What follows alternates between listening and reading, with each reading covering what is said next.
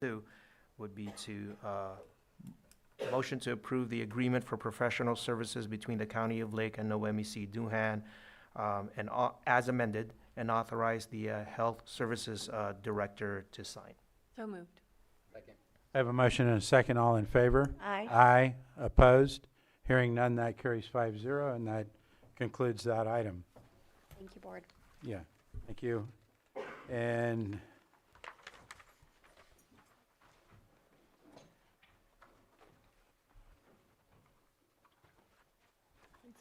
consent.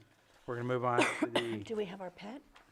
yeah, that's after Oh, okay, consent. I'm sorry. Consent agenda, and I do already have word that we need to pull item 5.5, and that would just be to pull it for a future date. We're not going to discuss it today. Do we have anything else? Go ahead, Yes, Supervisor. 5.4, and I believe with my conversation with Mr. Sullivan that folks may be available in the afternoon. I'm not sure if that's been discussed with you or not. It hasn't yet, but that's fine. Okay, so 5.4. And I would check in with our auditor, controller, and our tax collector, because I believe that was the time frame that we were looking at. I hope that's, okay. I'm getting a nod of okay. Yeah, okay, I think it was 2 or 3 p.m., but again, I will check in with Mr. Sullivan. okay. Anything else from the board? Then anybody from the public? We're pulling 5.5 and 5.4. Anything, Johanna? No hands, okay. I'll bring it back to the board for action. Mr. Chair, I move to approve the consent agenda with the exception of 5.4 and 5.5. Second. I have a motion and a second. All in favor? Aye. Aye. Opposed? Hearing none, that carries 5-0. And now we will move on to our timed items, our 9:02 item, public input. Do we have anybody in the room for public input? Not hearing any. Do we have anyone online? Maya Lynn, go ahead. You'll have 3 minutes. Hi, my name is Maya Lynn, and I'm speaking for the Save Our Shelter group. I'm speaking for Sarah from Meadow Point, who's unable to speak today, but has requested that I reiterate to you that when her rent statement right now is currently $995 a month, that is the amount owed. However, they get a credit of $350 currently, so she pays $645. When she bought her house 5 years ago, in 2021, she moved in at $345. As soon as Harmony purchased the park, it went up $150 instantly to $495. And following year, it went to $530. The following year, $565. 2005, it went to $600. December 2025, it went to $950. She's been trying to sell her home. She's dropped it by $10,000. Her buyers will have to purchase her home with a rent lot of $1,085. With their credit, they pay $735. Without a retroactive retroactive clause, without some sort of assistance, this is what's going to happen. They're going to have to pay the $1,085. With the current credit, $735. Her house has been on the market for 5 months with 0 offers. She's dropped it $10,000. No one complains about her home. It's in very good shape. They all blame it on the lot rent. One buyer was approved, but she suspects that she was denied. Actually, she was denied initially. Approved initially, but later denied because of the inflated $1,085 rent requirement. Her realtor called Harmony Communities to explain that the lot rent's driving buyers away. She asked them to match her current rate. They refused, even though they offer lower lot rents for the homes they're selling. So take note, please, since January 1st, the board ad hoc committee has been asked to please figure out what to do. That $350 is on their statement every month, but it's a credit right now, but it's going to be dropped, and unless you do something about that. So we've been asking for moratoriums, and we've been asking for retroactive, and to have your rent go from $345 to an instant $150 a month as soon as Harmony bought it. That's the first thing mobile home park universities teach you to do. Buy the park, instantly raise the rent. That's what they've done. And the increases from $345 in 5 years to now $1,085 All right, We have- thank you, Maya. duration. Do we have anyone else?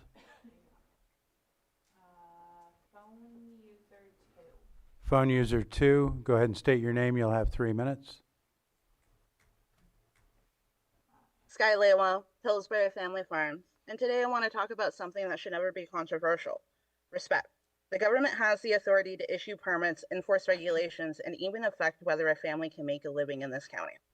With that kind of authority comes great responsibility, not just to regulate the public, but to serve it. And there is a difference between exercising power and earning trust. When staff tells the public to go and figure it out is not customer service.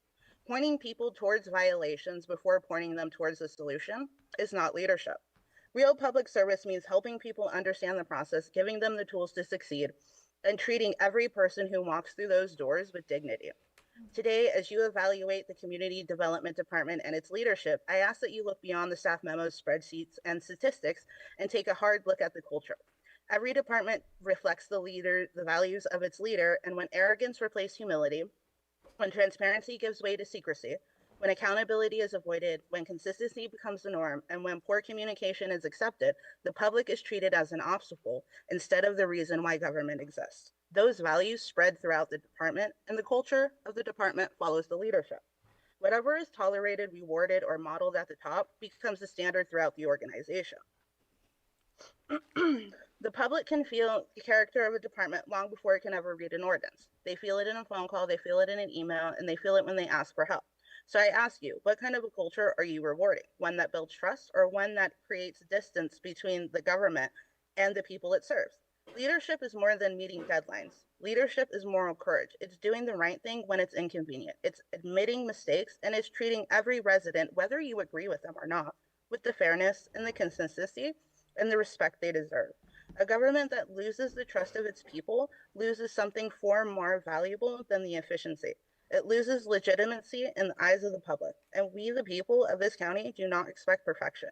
We expect integrity, transparency, and we expect public servants to remember that the authority they have is not a privilege to be exercised over the people. It is a responsibility that is entrusted by the people to the government.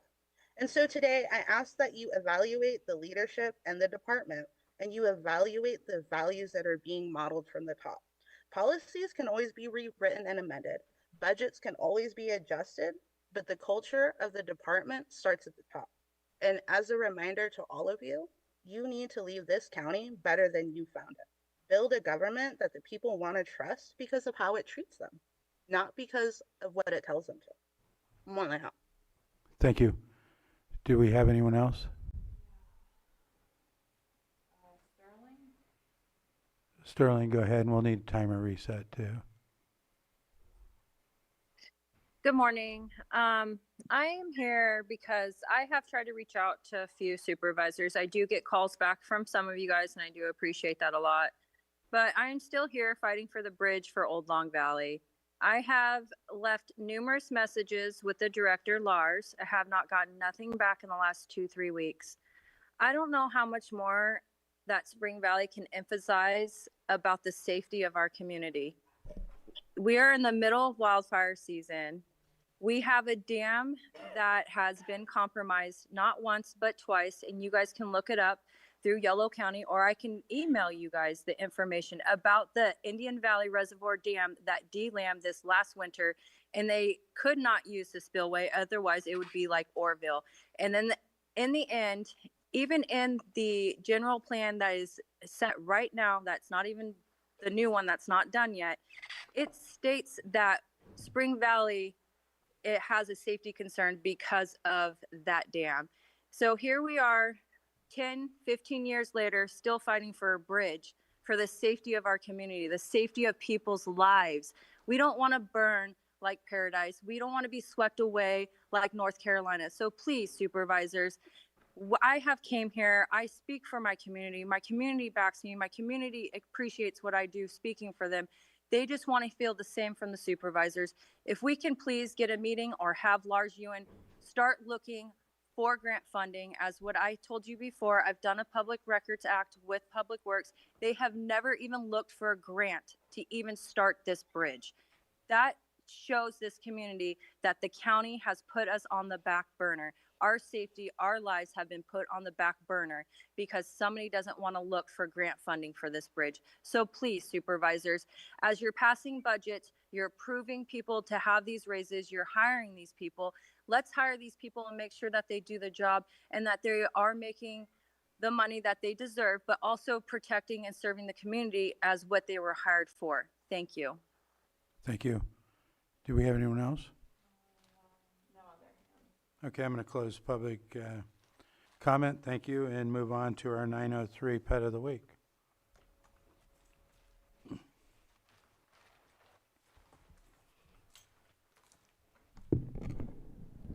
Good morning, everybody. I'm Officer Kramer with Lake County Animal Care and Control, and this is Buddy.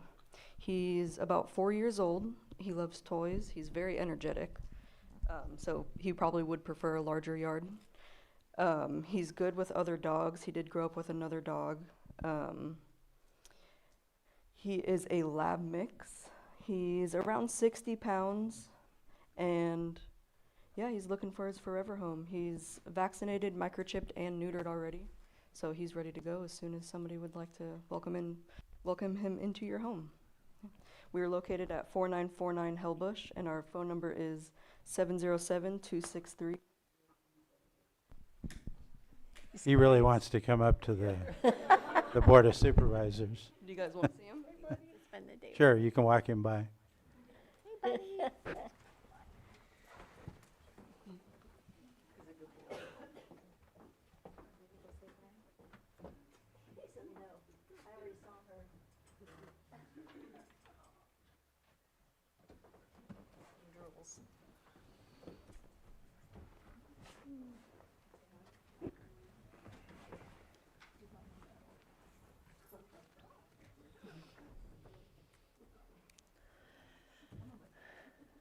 Thank you.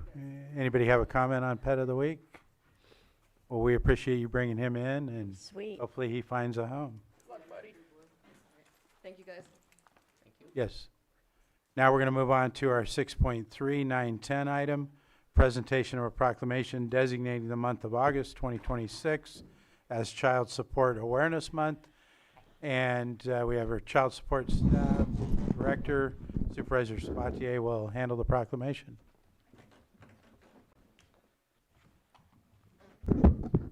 Proclamation designating August 2026 as Child Support Awareness Month in Lake County.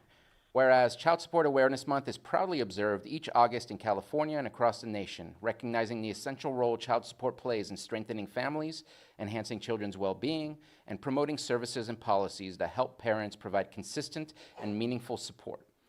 And whereas this annual observance reminds us of our shared responsibility to champion resources, fairness, and collaboration so every child has the opportunity to thrive.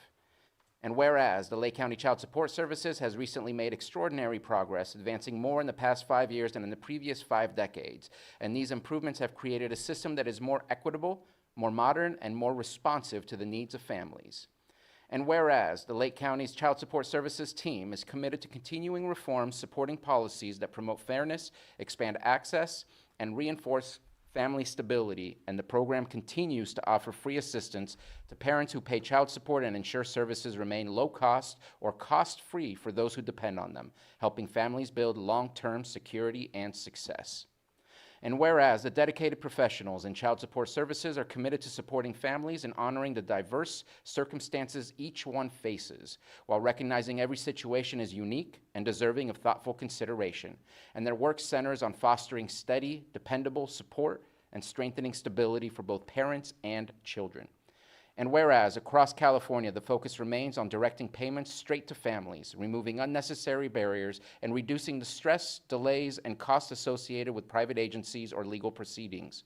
And this advocacy-driven approach keeps families at the forefront and ensures support reaches those who most need it. Now therefore be it proclaimed that the Board of Supervisors of the County of Lake hereby designates August 2026 as Child Support Awareness Month in Lake County, passed and adopted this 4th day of August 2026, and signed by our board chair.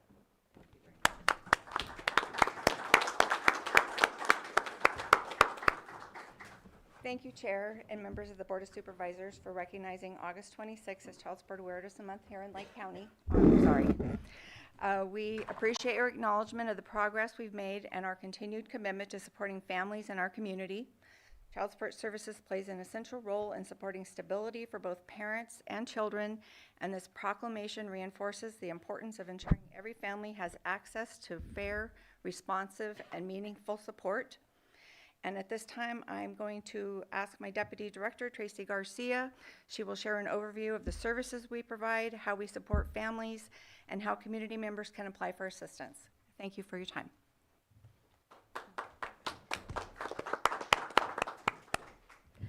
Good morning, everyone. As Tammy mentioned, my name is Tracy Garcia, and I'm the Deputy Director of Lake County Child Support Services. Thank you all for being here today as we celebrate child support awareness. I'd like to take a few minutes to share an overview of the general services our department provides to support families in Lake County. Lake County Child Support Services offers a wide range of assistance designed to promote stability and help families thrive. One of our key responsibilities is establishing court orders for paternity. Every child deserves the security of having two legal parents, and this process helps ensure that. We also establish child support orders, which may include health insurance coverage and child care costs when appropriate. Once an order is established, we work to enforce it. This includes child support, health insurance obligations, child care costs, and when it's part of an existing child support order, spousal support. Our office assists with modifying support orders when circumstances change. However, it's important to note that we cannot modify spousal support orders. There are several ways to request services from our department. For our CalWorks families, referrals are automatically sent to us when cash aid is granted by the Department of Social Services. Families receiving CalWorks may also receive a child support disregard of up to $200 for families with multiple children receiving assistance. For our non-CalWorks families, you can apply for services online through the simplified application at dcss.lakecountyca.gov. You can also request an application by calling 866-901-3212 or visiting our office at 3980 Guard Street in Kelseyville. Our office is open Monday through Friday from 5 a.m. to 5 p.m., and we look forward to serving you. Please stop by our Child Support Services booth at one of the many community partner events we participate in throughout the year. We'd love to say hello, answer your questions, and provide information about our services. Our goal is to provide accessible, supportive, and effective services to all families in our community. Please help yourself to a child support ribbon in honor of Child Support Awareness Month. Thank you.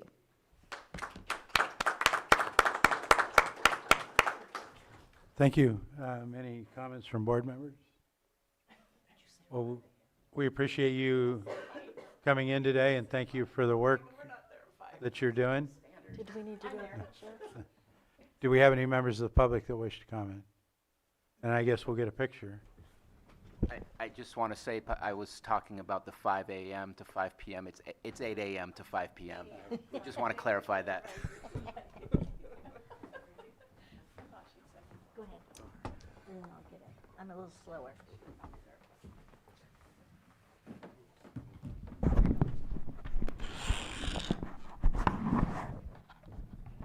Oh, much better. Yay. Ready? 1, 2, oh, let's see. Oh, that was good. Thank you. That was best. Oh,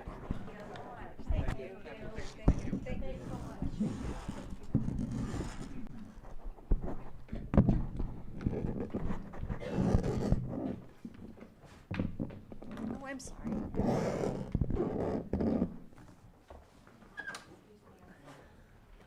Okay, we're going to move on to our 6.4930 item. This is consideration of A, amendment number 3 to the professional services agreement between the County of Lake and Evero LLC DBA, Evero Advisors in the amount of $16,000 for ERP implementation. And secondly, B, amendment number 4 to the professional services agreement between the County of Lake and Evero LLC DBA, Evero Advisors in the amount of $93,925 for ERP implementation. And I'll turn it over to our auditor controller to present this item. Good morning, board. Thank you for hearing us out today. So it's the amendment to the Evero consulting contract that we've had ongoing with the ERP project. We put it as a timed item so that we can combine it with an update. Last time we presented on the ERP implementation, we created a subgroup, and that group has been meeting. And as a result of that, we moved out the go-live date for the Workday implementation to October 1st.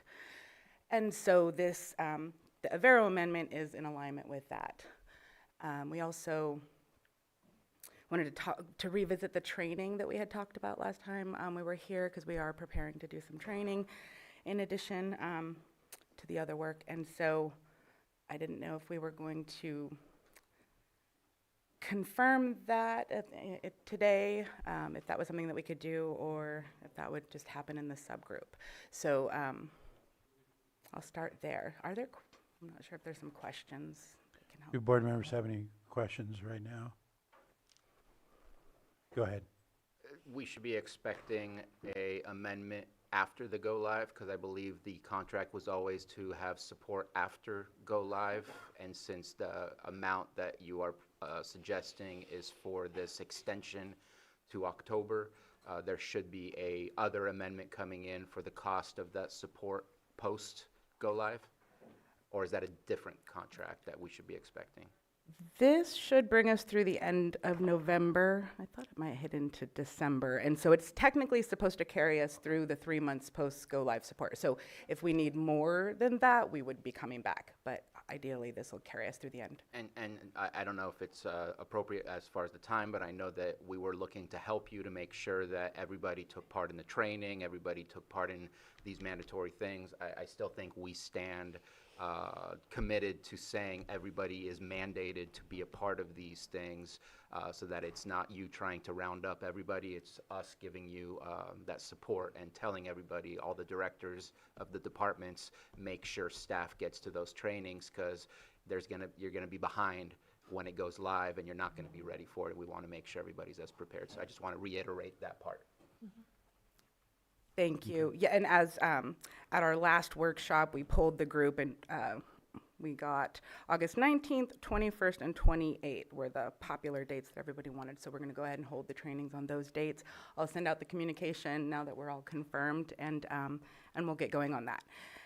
And so I'll also mention there is the change order as a result of the decision to go live. It's with County Council right now. I was hoping to bring them at the same time, but it didn't work out that way, so that will likely be in another week or two. That'll come back before the board. And so that's coming up. You're speaking about the workday? The actual work day, yeah, the change order of the week, yeah. Any other board questions? No other questions at this point. Okay. Do you have anything further? No, just hoping to just approve the amendment. Okay. If that's Then I'll go ahead and open it to the public at this point. Is there anyone, what's that? Yeah. Anyone in the room? Not seeing any in the room? No hands, so I'll close public comment and bring it back to the board. My only question was going to be, back in I think in the budget, we were talking about additional funds being needed for the whole overall ERP project, is that correct? And if so, that's what that was accounting for? This is a piece of it. So the consultant piece of it is a here, and then the change order that is with county council right now would be the other piece. Okay, but that we've already discussed and accounted for that in the overall budget earlier in the year. Yes. Okay. Any other board questions, or we'd be ready for? I guess I have a question to county council. Could we do both amendments at the same time, or do we have to take them individually? It would be, my suggestion would be to take them separately, just in case. And we also need direction on the mandatory trainings. Okay, and then direction on the mandatory, okay. All right, so we're ready for proposed action. Mr. Chair, I move to approve amendment number 3 to the professional services agreement between the County of Lake and Avero LLC DBA, Avero Advisors, in the amount of $16,000 for ERP implementation, And authorize the chair to sign. and authorize the chair to Second. sign. Thank you. I have a motion and a second, all in favor? Aye. Aye, opposed? That carries 5-0. Go ahead with Chair, I the, move to approve amendment number 4, the professional services agreement between the County of Lake and Avero LLC DBA Avero Advisors in the amount of $93,925 for ERP implementation, and authorize the chair to sign. Second. I have a motion and a second, all in favor? Aye. Aye, opposed? Hearing none, that carries 5-0. And then direction? I apologize, I blanked. I meant to say aye for yes. Okay, so that carries 5-0 to confirm. And then we need direct consensus on direction. I'm good with that. Yeah, we have it. You have that. So Great. that concludes that item. Okay. Thank Thank you you. very much. Thank you. And I do need to take a short break before the 10 a.m. item. I expect that's going to take a lengthy amount of time. So we're going to be in a short break.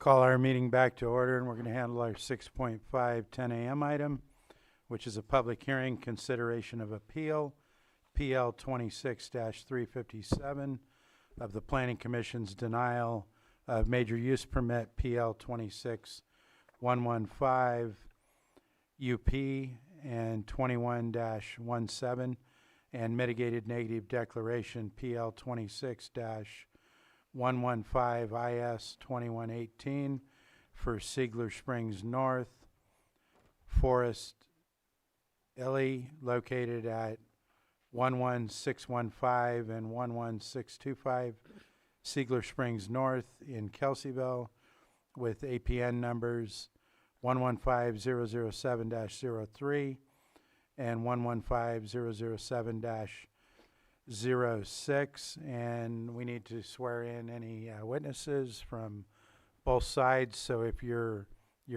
part of the community development or the appellant, to stand and be sworn, as well as anyone online. I don't know if anyone has people online, but if so, they need to raise their hand as well for the clerk.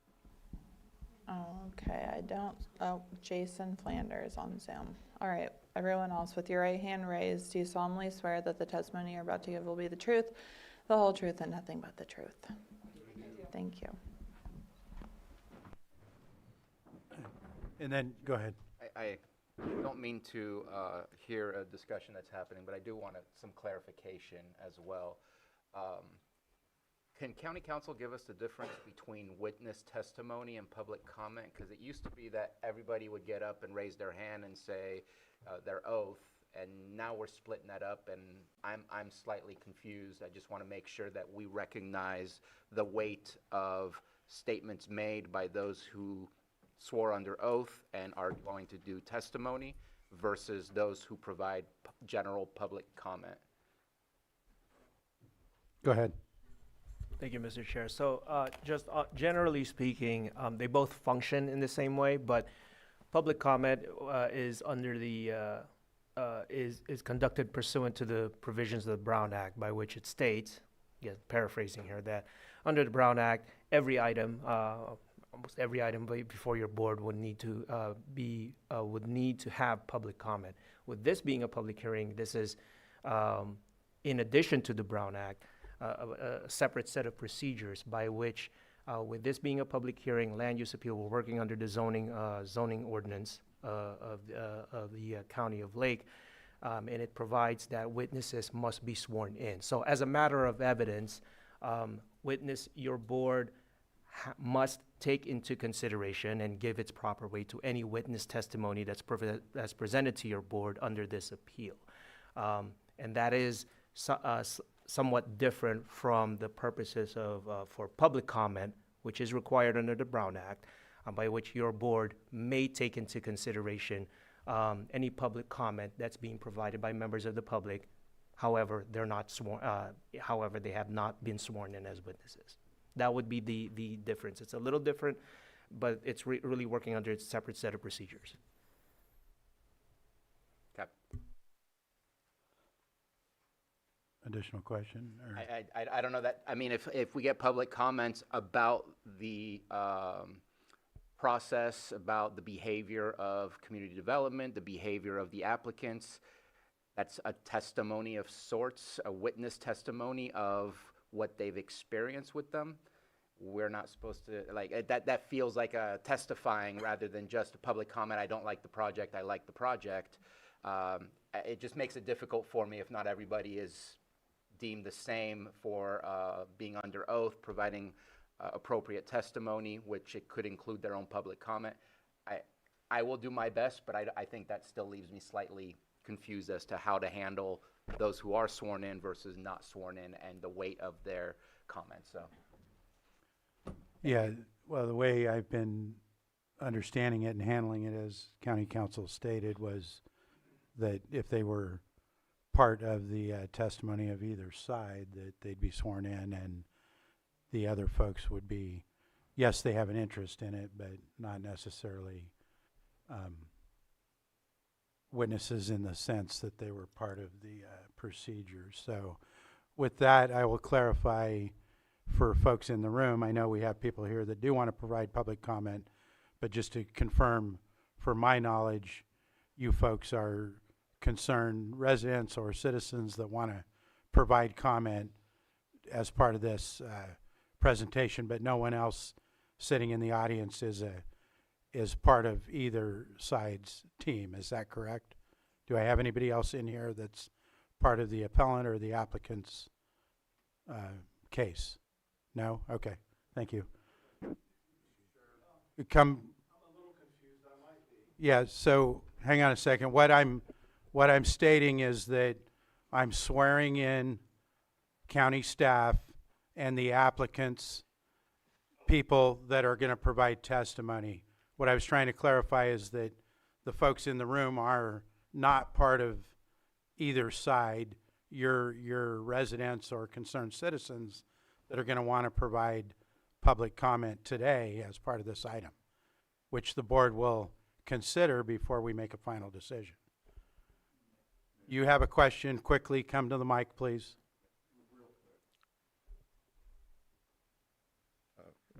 Mr. Chair, I think in this case, the appellant and the applicant are one and the same.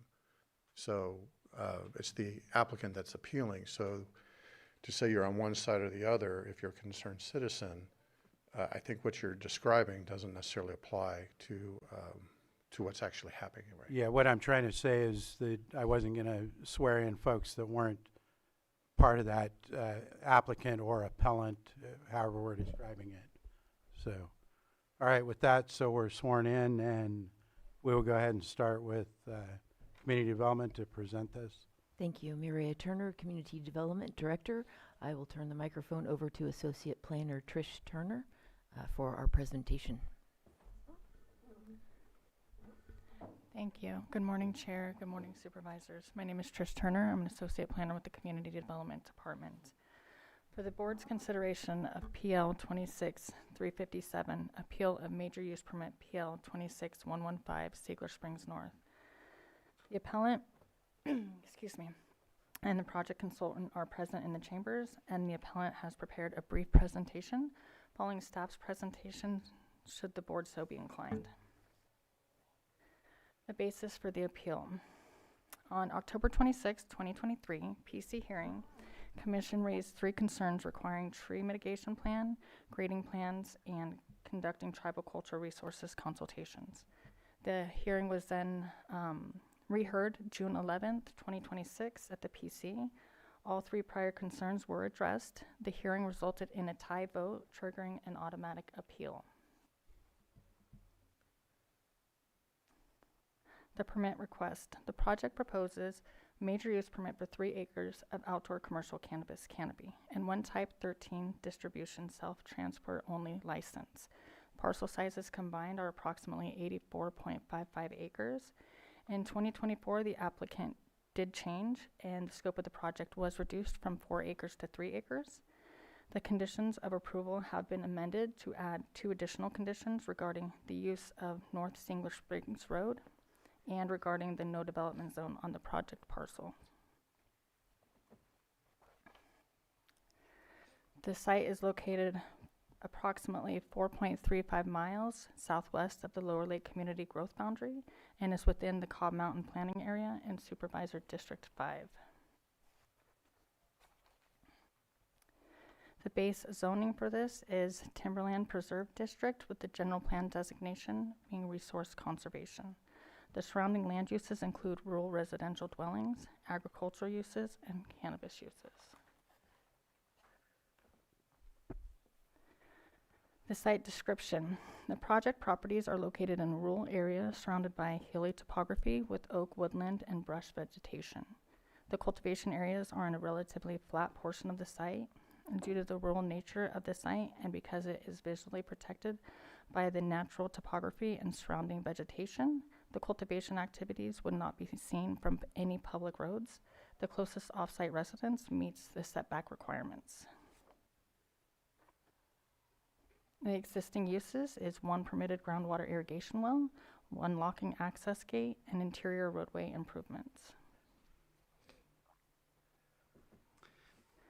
The scope of the project, 3 acres of in-ground outdoor commercial cannabis canopy, 1 ADA compliant restroom, 1 15-foot by 15-foot trash enclosure, 2 8-foot by 40-foot shipping containers, 1 for chemical storage and 1 for harvest storage, 1 40-foot by 20-foot composting area, 6 5,000-gallon water storage tanks for cultivation operations, 1 5,000-gallon fire suppression tank equipped with a 2.5-inch coupler for fire department access, 4 regular parking spaces, and 1 ADA compliant parking space. The project was analyzed under the Lake County General Plan, the Cobb Mountain Area Plan, the Lake County Zoning Ordinance, the 2024 CEQA guidelines, and state regulations, with the findings found in Exhibit A, the staff report. All impacts to the environment could be mitigated to less than significant, with mitigation measures incorporated into the project's conditions of approval, which is attachment A3, and outlined in the draft mitigated negative declaration, which is attachment A5. Public comment period occurred for the draft initial study mitigated negative declaration from January 26, 2024 to February 25th, 2024.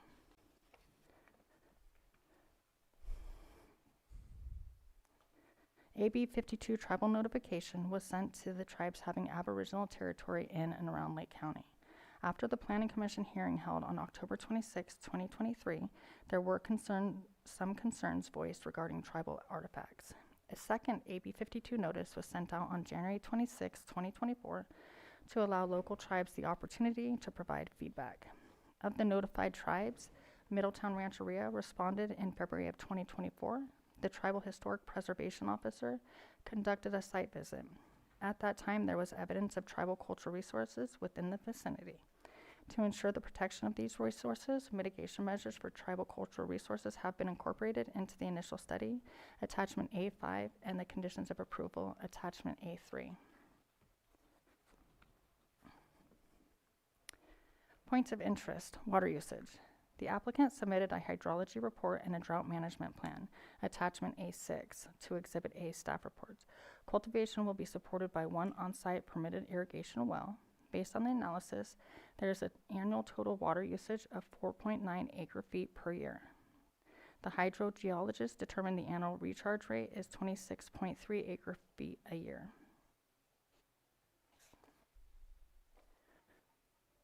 Points of interest, tree removal and dead and dying trees. The project proposes tree removal and an oak mitigation plan, attachment A8 from January 2024, and Exhibit F, July 2026, for replanting of oak trees. The oak mitigation plan proposes removal of 71 black oak trees, and according to the arborist, approximately 15% of those trees are in poor or declining health. The applicant proposes removal of several dead and dying trees that were damaged in the Valley Fire of 2015, and the mitigation plan proposes planting 213 trees that will be maintained for 7 years. Point of interest, there are 5 large healthy black oaks situated in the northwest corner of the proposed cultivation site. Those will be retained. During the staff's last site visit on July 28, 2026, staff observed repopulation of native trees on the project parcel not located within the cultivation site. Points of interest, no development zone. The applicant proposes a no development zone to preserve existing oak woodlands and waterways outside of the project area. The applicant and consultant can provide further information for the no development zone following staff's presentation. And approved projects in the area. There are 11 approved projects within 3 miles of this project as listed in an Exhibit A staff report, pages 11 and 12. Staff recommends uphold the appeal PL 26357, reversing the Planning Commission's automatic denial of major use permit PL 26115 for UP 2117, and initial study PL 26115 IS 2118 for Singular Springs North, Forest Alley for commercial cannabis cultivation of no more than 3 acres of outdoor cannabis canopy located at 11615 and 11625 Seigler Springs North, Kelseyville, APNs 115-00703 and 115-00706. And that concludes my presentation for today. Thank you. Do board members have any questions for community development at this point? Not seeing any. We will go ahead and move over to your presentation.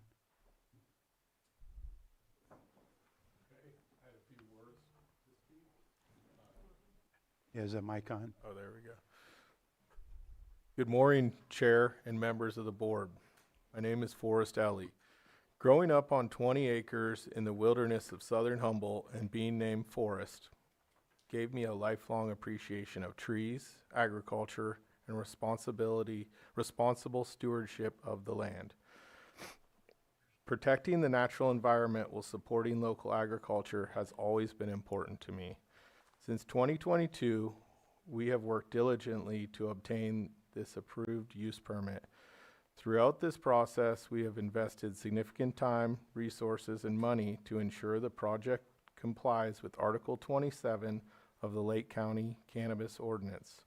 Our goal is to responsibly grow one of California's most valuable agricultural crops while operating in full compliance with county and state regulations. The concerns of Cobb Mountain community have been heard and taken seriously.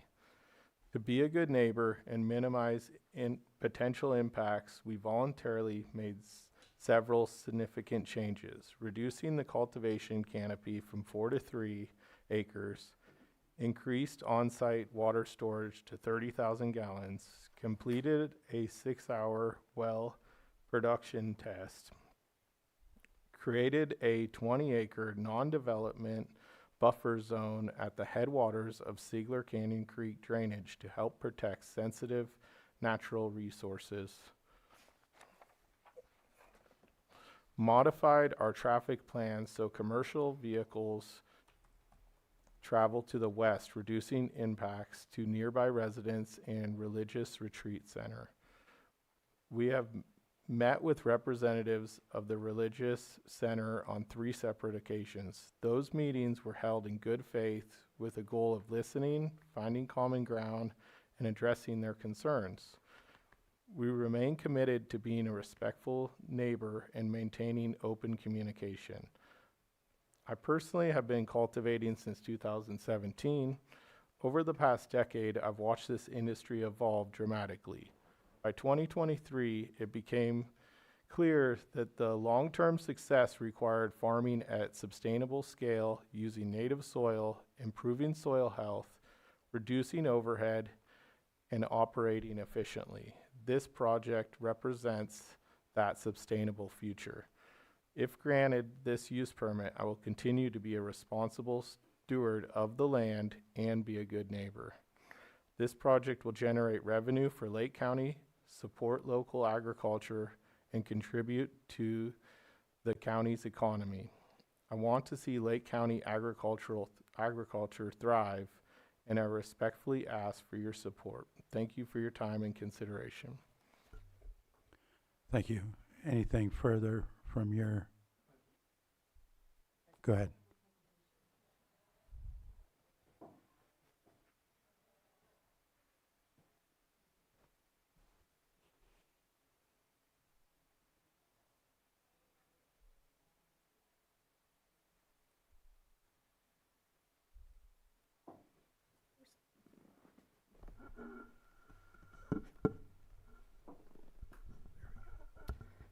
Hi, my name is Angie Dodd. I'm with North Point Consulting Group, and I prepared the hydrology report for the project as well as the response to comments on the hydrology report.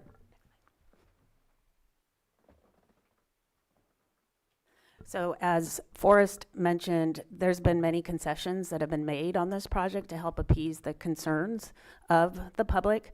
One was the reduction of cultivation canopy, outdoor canopy, from 4 acres to 3 acres, which reduces the water consumption.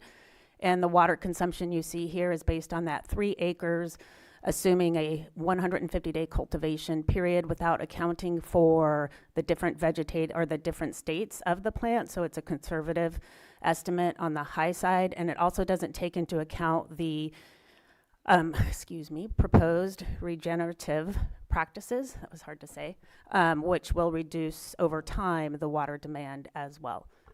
And I'll let if I leave anything out, Trey, you can fill in the regenerative practices. They've also increased the water storage, which is important. I like to always recommend at least 3 to 5 days of water storage. 3 would be during the kind of more peak of the season. 5 is more of an average. It allows, as you're doing your operations, and how, you know, every cultivator is different, but with regenerative practices and the way forest operates, there's time between filling the tanks and waterings to allow a well to recover. So it allows it to, you're not just overdrawing immediately from the aquifer. So having the increased storage is helpful. It's also good for redundancy. If something happens, a pump breaks, it's good to have that.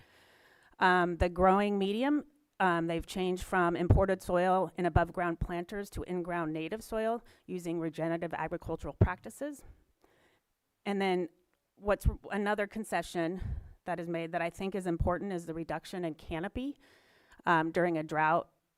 And we're calling it a severe drought and an extreme or exceptional drought.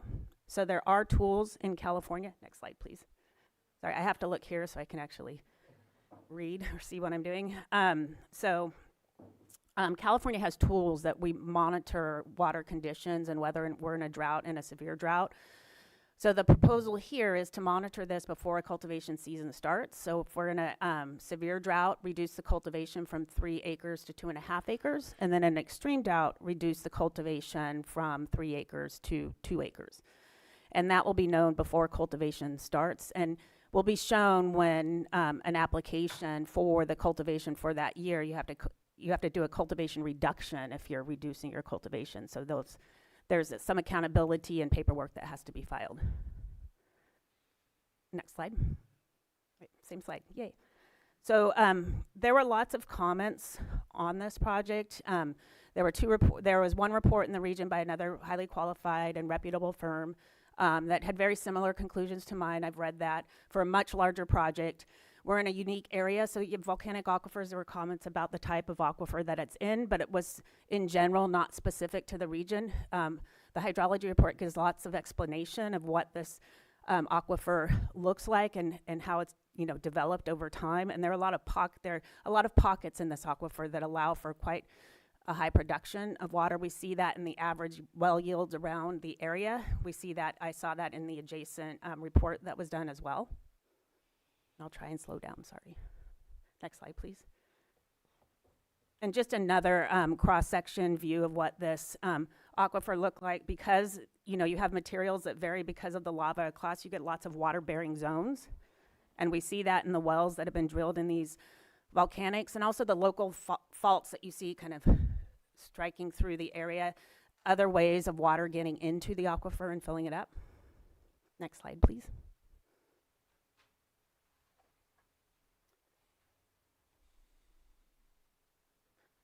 So there are various ways to calculate storage. 2 reputable firms calculate it separately. I calculate it both ways. Either way, the storage under the aquifer is greater than the demand of 4.9 acre feet. And then does that storage fill up? So that's why we do the recharge calculations. And I calculate recharge a few different ways, and then I use the most conservative estimate of recharge. So for the drought on record, during a dry year over the project parcels, it's about 6.4 acre feet. And this is just the contributing area of the parcels, not the entire storage area of the aquifer, which is about 5,000 acre feet a year. I'm just doing it project specific. And then over an average year, it's about 35 acre feet. And then a drought, fortunately, doesn't occur every year. It occurs on average maybe every 3 to 5 years.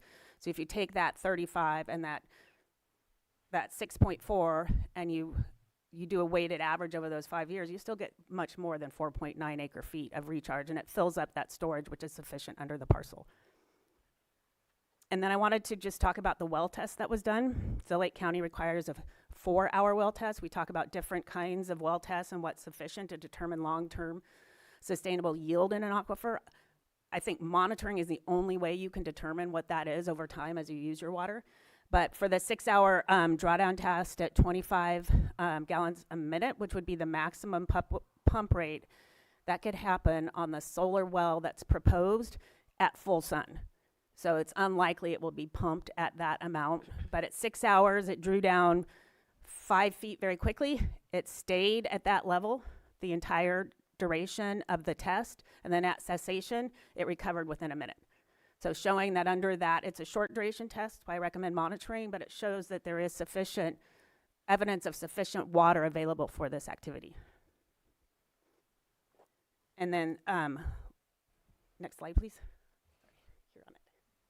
So then in addition, the well is very deep. I think it's about 440 feet. And if you look at the surface water connectivity with the depth of the well and that it's separated by those volcanics, it's coming from a confined water-bearing source that is non-diversionary, and then well below all the surface waters, and also well below the closest, below the well adjacent to this one. And then I also conducted a radius of influence to see how, as you're drawing this well down for 12, I can't remember the duration of my test, for use on a daily average for this project, the radius of influence I think that's about 200 feet, maybe 150 feet.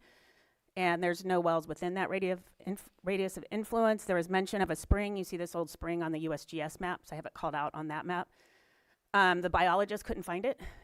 So there's no evidence that that spring, at least, the biologists went out there, and I had a couple other folks go out and see if they can find the spring. They couldn't locate it. But the well is not, it's much deeper than this spring. And as they're drawing from it, the radius of influence is not getting to that spring. And next slide, please. And then lastly, monitoring is very critical. And you saw with the adjacent project that was recently approved how monitoring was very helpful. It's the same thing that's proposed here. Forest already has a monitor in mind that can monitor the water level 24 hours a day, 365 days a year. I think this is critical and I'm a broken record, for any agricultural project to monitor.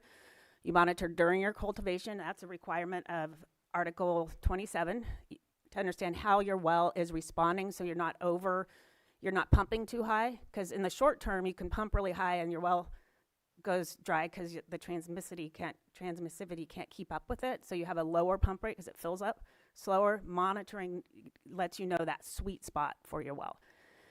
And then monitoring at the fall, when you're done, you can see how much it drew down, and then at the spring before you start, then you can see how much has it recharged and kind of validate those assumptions that were made.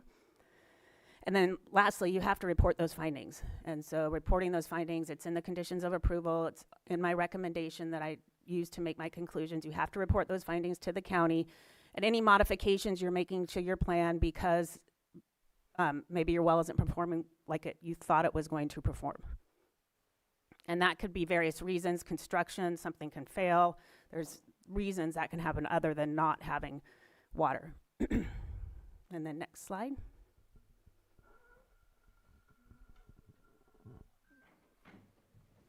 Morning. Is it on? Okay. So one of the concerns that the neighboring Mountain of Attention Sanctuary has brought up a lot of concerns about this project. And therefore, so a lot of the changes that Forest has incorporated into this project are to minimize or eliminate any potential impacts to the neighboring Mountain of Attention Sanctuary. We do want to note that the proposed cultivation area is nearly a mile from the Mountain of Attention Meditation Retreat Center, and over 500 feet higher and on the opposite side of a ridge line. In addition to that, as mentioned earlier, there's a 20-acre no development zone proposed between the proposed cultivation area and the Mountain of Attention Retreat Center. And the 20-acre no development zone would be a protected area preserving natural habitat along Singular Canyon Creek and providing an extra buffer between the project site and the nearby meditation retreat center. Next slide, please. And this is a condition of approval that the applicant requested be added to the conditions of approval to codify that 20-acre no development zone. I won't go into everything, but basically this is how that 20-acre no development zone will be ensured that it exists and maintained throughout operation. Next slide, please. Another condition of approval that the applicant requested is to limit all commercial and agricultural access including deliveries during operation hours to North Sigler Springs Road, north of the project site. This would prevent any traffic passing through the Meditation Retreat Center, and minimize or eliminate disturbance to that community and that center. Next slide, please. This is a image, Google Earth image, but it kind of shows you that, another concern. So you see the stop sign there. That would show you how no traffic would continue south through the Meditation Retreat Center. The 20-acre no development zone is between the center and the proposed cultivation area, and the proposed cultivation area is beyond this ridge. Additionally, all electricity will come from individual solar panels, a small ground or trailer mounted solar array.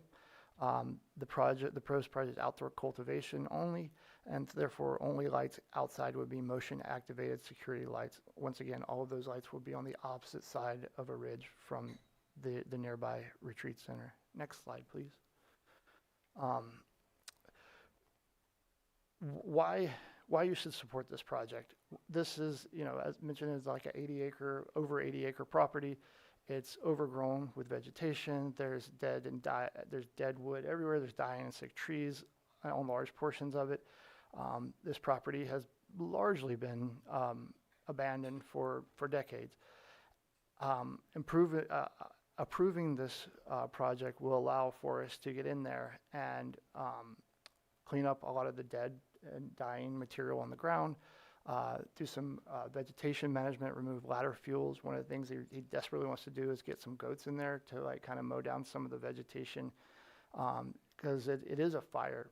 In its current state, it is a real fire danger situation, and therefore we want to, ultimately Forest would like to build his home here at some point in the future. But before he would even consider that, he's got to make the property safe for both his operation, the neighboring community, and for that future residents. Next slide, please. And then the oak mitigation plan. Yes, this project does include the removal of some native oak trees. But we have a mitigation plan in place. We have an oak retention area with the 5 really healthy and large oaks that were identified by the registered professional forester. Those are going to be preserved. We have an oak planting and restoration area, and as the forester noted during the site visit, that the regeneration is occurring, and so the area selected for the planting and reforestation is suitable for such activity. But the one takeaway I had from the forester's report is that the cultivation site was located to minimize impacts on mature oak trees. So basically, we selected the best site on this property. If we're going to have to remove oak trees, we selected the best site to do so because it has the worst trees on the property. Next slide, please. And then, so this will conclude our presentation. We're happy to answer any questions. We hope you understand that. Thank you for your time and consideration. The applicant Forest has seriously considered the concerns raised by neighbors and neighboring land users and has designed the proposed project to minimize and mitigate any potential impacts to the environment, as well as residents and visitors of the surrounding area. Forest is and will be a good neighbor, farmer, rancher, and land steward. Thank you. Thank you. Do we have any questions from board members at this point? I'll wait till the end. I do have questions. Okay. All right. Anything further from community development? No? Okay. All right. Then with no questions at this point, no further testimony provided, we'll go ahead and open it up to the public. And if you could state your name, please, and you'll have 3 minutes to address the board. Good morning, supervisors. Good morning, Mr. Ellie. My name is Alexander Powell, and I'm the CFO and CAO for Adidam Holy Domains, the nonprofit organization that maintains the Mountain of Attention Sanctuary, which borders the property, applying for a permit for the 3-acre commercial cannabis facility. I want to focus on one question. What do the independent environmental reviews tell this board about the adequacy of the applicant's environmental analysis? The answer is very clear. There are significant data gaps and data errors in the mitigated negative declaration that cannot be resolved simply by adopting mitigation measures. To begin with, we engaged 2 independent certified hydrogeologists from Geosyntec, one in 2024 at the first hearing, and then again this year, to review the applicant's groundwater analysis. Both found that the data applies formulas that are inappropriate for this highly complex, fractured volcanic rock aquifer. The applicant relies on 2 to 6 hour pump tests conducted in June rather than in the dry months. A 6-hour test does not establish sustainable yield in a fractured rock aquifer or reliably predict long-term drawdown. More importantly, the applicant's analysis assumes that water levels completely recover every day when pumping stops, as shown.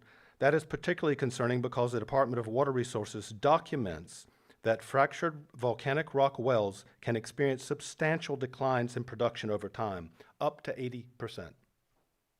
Another major concern is their assumption that 10% of rainfall recharges deep fractured rock aquifer. But the USGS fact sheet they cited by the applicant to support this assumption is titled Groundwater Recharge in Humid Areas of the United States. They state that Cedar Canyon Creek is 500 feet south of the cultivation site, but the well is literally on the headwaters of the creek as shown on their own map and on any map. Perhaps this is why they moved the well location on the submitted map closer to the site, further north to the grow site, not next to the road where it is actually located. The applicant acknowledges a USGS topographic map that identifies a natural spring on the property, yet their consultant could not locate it. This is a significant unresolved hydrological data gap. And this is not an isolated water issue. The county reports, well, we've heard 11, maybe more, cannabis cultivation permits within 3 miles of this site. And during the 2023 drought, the nearby Mountain of Attention Sanctuary aquifer stopped production for the first time in 52 years. These are a few examples of the gaps and errors in the applicant's environmental analysis, and together they raise substantial questions about groundwater availability, cumulative impacts, and whether the MND adequately addresses the project's environmental effects. I respectfully ask the board not to rely on this mitigated negative declaration.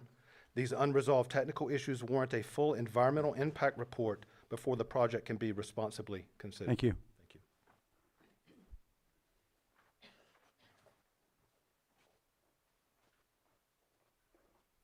Good morning.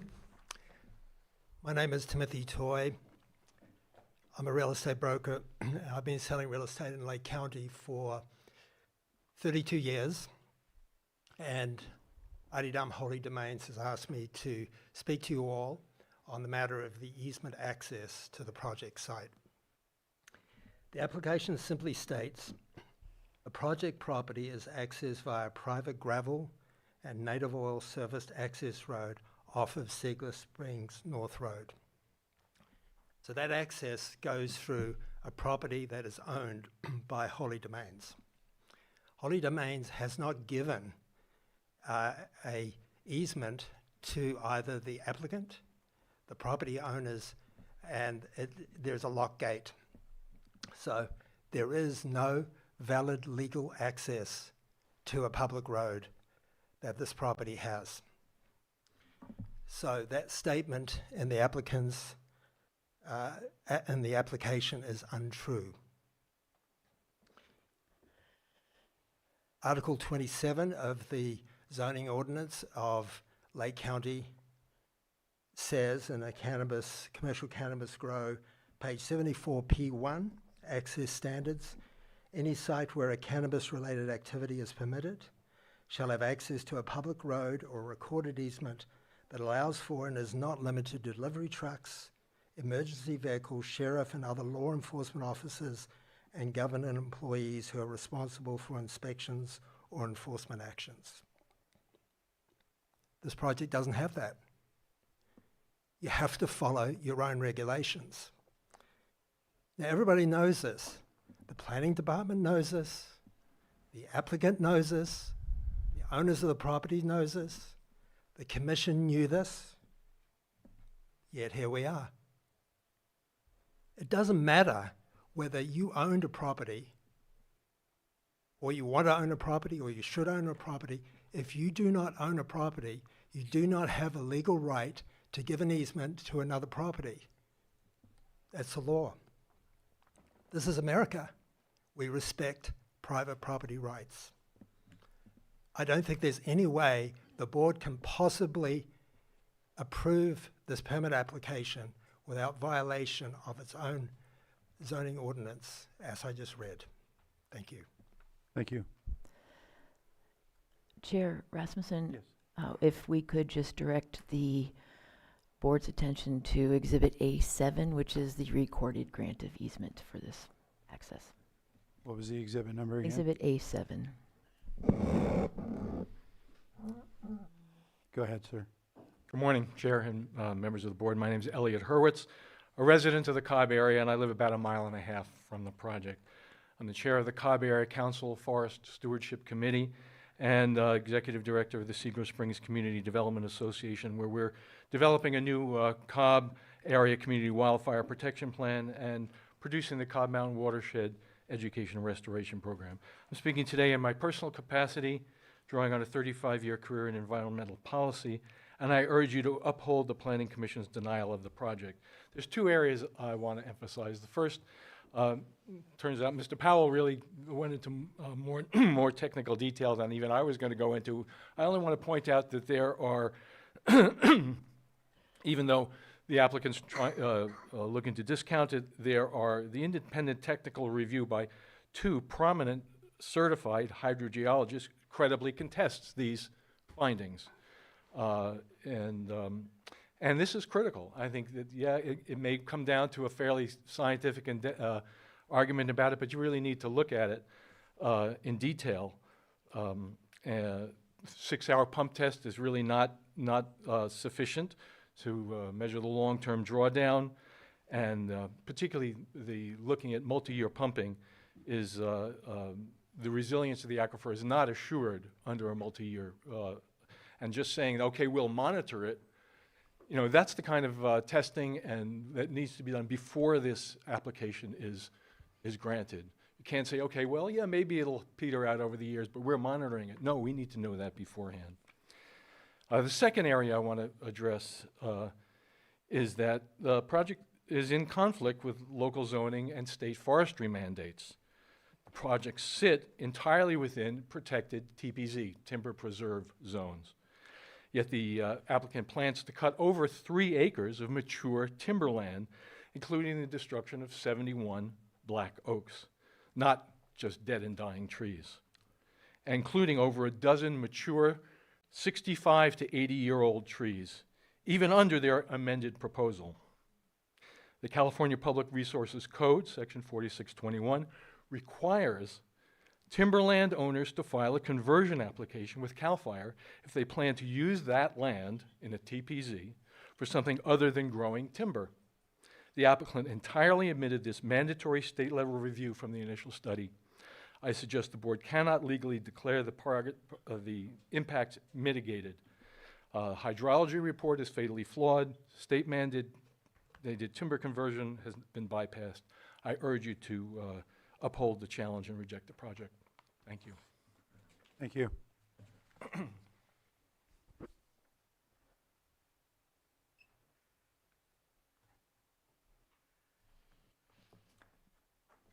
Good morning, board members. I think there was something that was a handout for everybody. As chair of the Cedar Springs Firewise community, I am presenting safety data that the current environmental review has ignored. If you'll look at the table on the first page of your handout. Thank you. Our residents invested over $160,000 in 2025 alone to manage hazardous fuels basin-wide. We've built a functional fire break.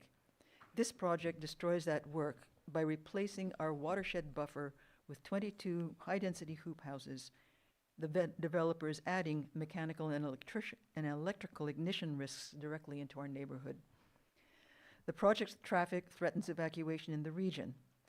Paving internal driveways does not fix our public right-of-way bottlenecks, and page 2 of your handout lists 3 critical failures, all mapped in your materials. The northern escape on Red Hill Road has a 22.5% median grade and less than 18 feet of width. This choke point with standard rural asphalt does not meet the capacity standard for heavy fire engines and livestock trailers, will collapse under evacuation stress. The southern gate 30 degree has been mentioned, and I'm glad that you're recognizing that simultaneous civilian escape and emergency vehicle access will be physically impossible. The Highway 29 terminus with a blind crest forces traffic blindly into high-speed highway lanes.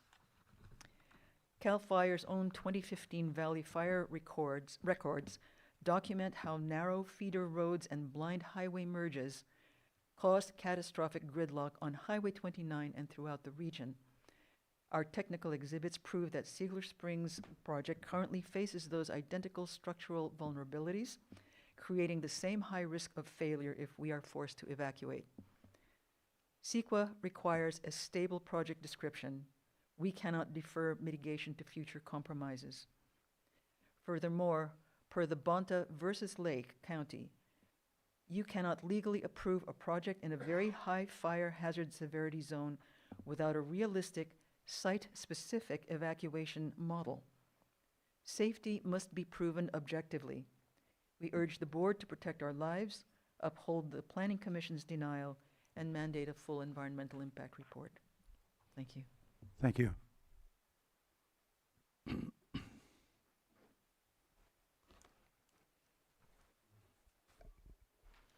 Good morning.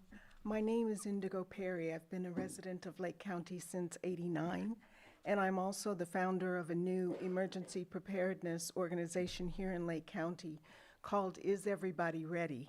That will focus specifically on helping older adults and other vulnerable citizens prepare for disasters. Seniors with disabilities and those needing assistance are a big part of the Siegler Springs community. We want to make sure these vulnerable citizens with access and functional needs stay safe.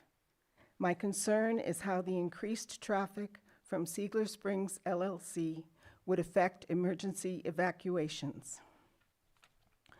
And so my question is, has the applicant completed a site-specific evacuation analysis that models wildfire conditions during construction, cultivation, and harvest, not just normal traffic, but actual evacuation traffic? Any such analysis would specifically have to account for seniors and others with access and functional needs. Where in the record is that analysis? Evacuations move only as fast as the slowest vehicles. Many residents will not be able to leave without assistance, mobility equipment, or help from caregivers, and many may be driving slowly. Additional traffic on narrow, windy roads with few pullouts increases the risk of delays, especially if evacuations occur at night, in heavy smoke, or while emergency vehicles are entering the area. The Siegler Springs LLC project would increase vehicle trips, exacerbating conditions that are already questionable. Many seniors in the Siegler area also own horse and livestock properties that require the use of trailers and other large vehicles. These vehicles take up significantly more road space and are slower to maneuver than passenger cars. During an emergency evacuation, the need for seniors to navigate these larger vehicles while emergency responders are entering the area would make these narrow roads even more difficult to manage. Additional traffic would make the problem even worse. Until the county has a site-specific wildfire evacuation analysis demonstrating that this project will not compromise public safety during a wildfire, I respectfully urge the board to deny this application. Thank you. Thank you. Chair. Go ahead. Staff would like to draw the attention of the board to the Exhibit A or Attachment A, the Planning Commission staff report, which proposes for this project 2 full-time employees and 3 seasonal employees. Thank you. Thank you. Go ahead, sir.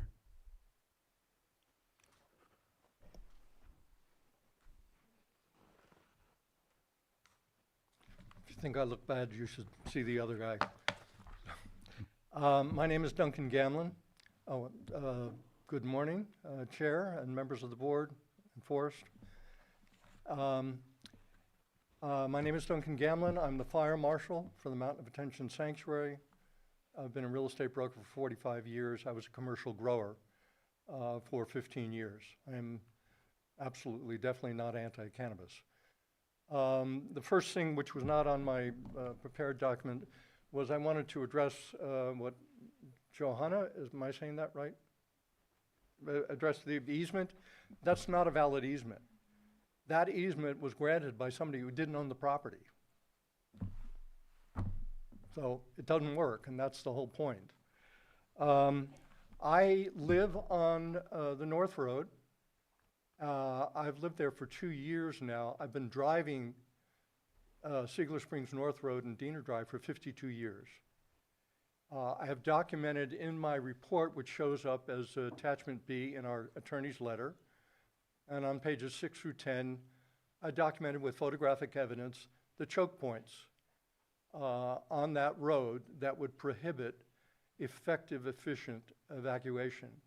So I know we're hitting on evacuation a lot, but it's the only one of the conditions here that we're considering that involves lives.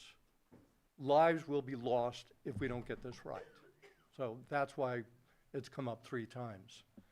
The second aspect is the initial study discusses defensible space, fire protections, but it does not include site-specific analysis about the evacuation.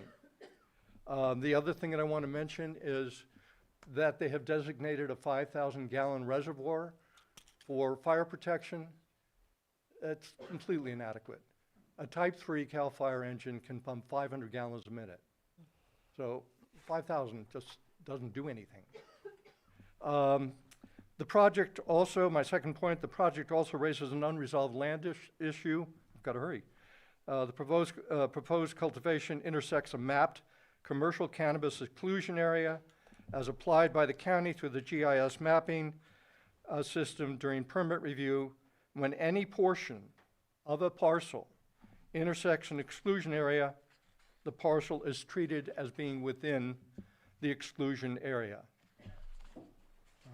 You can see that in your records. This is, the blue is the exclusion, goes right into it. By your own standards, it can't be done. So I had another point, but I'm out of time. So thank you very much. Thank you. Do we have anyone else in the room?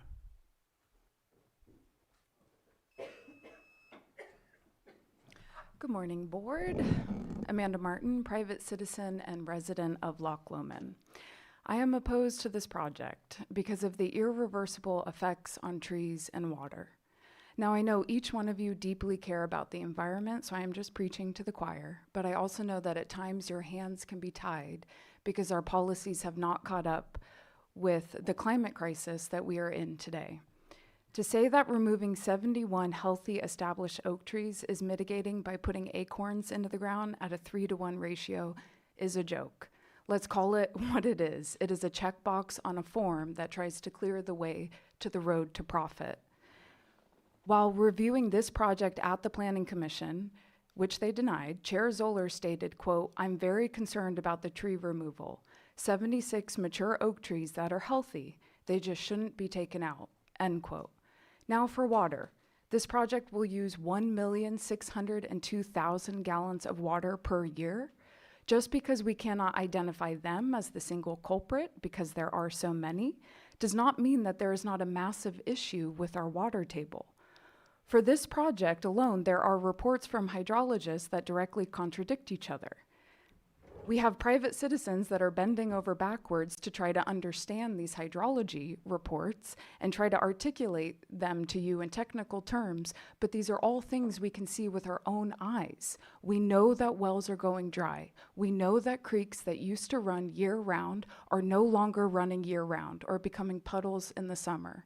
We know that our beloved Clear Lake, the oldest lake on the continent, is this summer in the worst shape that it has ever been in. So when Commissioner Brown was reviewing this project, he said, quote, "We're always here, parcel by parcel. And in the perspective that I'm looking at the entire environment, not these little sections, each individual well, what that well test says. But we really need to focus on what is the cumulative impact to the aquifers at a baseline of all of the projects. And we don't ever see those numbers," end quote. Do you know those numbers? Does anyone know those numbers? Really?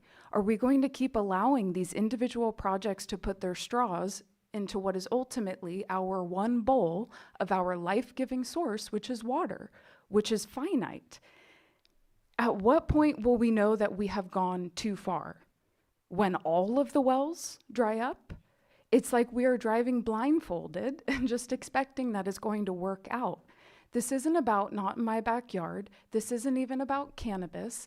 This is about our right as citizens to water.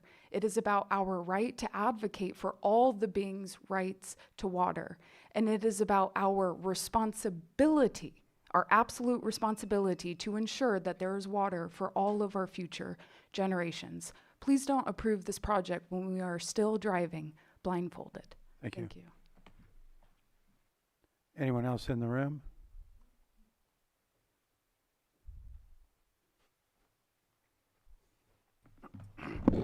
Good morning, Mr. Chair, Supervisors, Margot Kambara.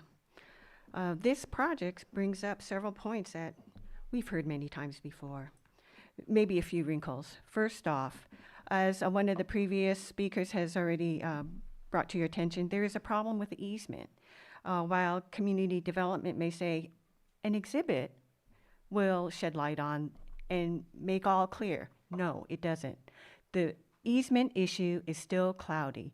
And in other situations, your board and the Planning Commission has been reminded it is not within your purview to adjudicate those disputes. An easement issue needs to be decided. And until then, this permit application does not meet the requirement to show legal access to the project site. Moving on, other speakers have brought up cumulative impacts. Strangely, for such a large project, cumulative impacts are not adequately studied. In fact, in your presentation that your board saw today, there were no cumulative impacts provided in terms of what other approved and pending projects are 1 mile, 3 miles, 5 miles away from this project site. This is common information previously in planning applications presented to the Planning Commission. But recently, there's been a change in the format of the reporting to the Planning Commission and apparently to your board today. So we don't see cumulative impacts on water. In fact, in terms of water, you had the occasion to hear some hydrologists counter the applicant's hydrology reports. And in addition, CEQA allows for citizens to provide data. And that is, neighbors have submitted letters to your board on this application stating that wells have gone dry. Wells have gone dry already. That alone should be cause for concern and for, as another speaker today has pointed out to you, Mr. Hurwitz, monitoring is not mitigation. Water availability should be assured before the permit is granted. You don't allow a project to run full throttle and then you find that there's a water problem and wells are going dry and you endanger a community and then you try to come up with real mitigations. Your board is reviewing this application de novo. As as if you're seeing it for the first time. As such, there are CEQA requirements. This is being approved as under mitigated negative declaration. CEQA requirements say mitigations must be effective, measurable, and enforceable. Truly, are the conditions of approval such? Please don't accept this permit application as is. Thank you. Thank you. Next in the room.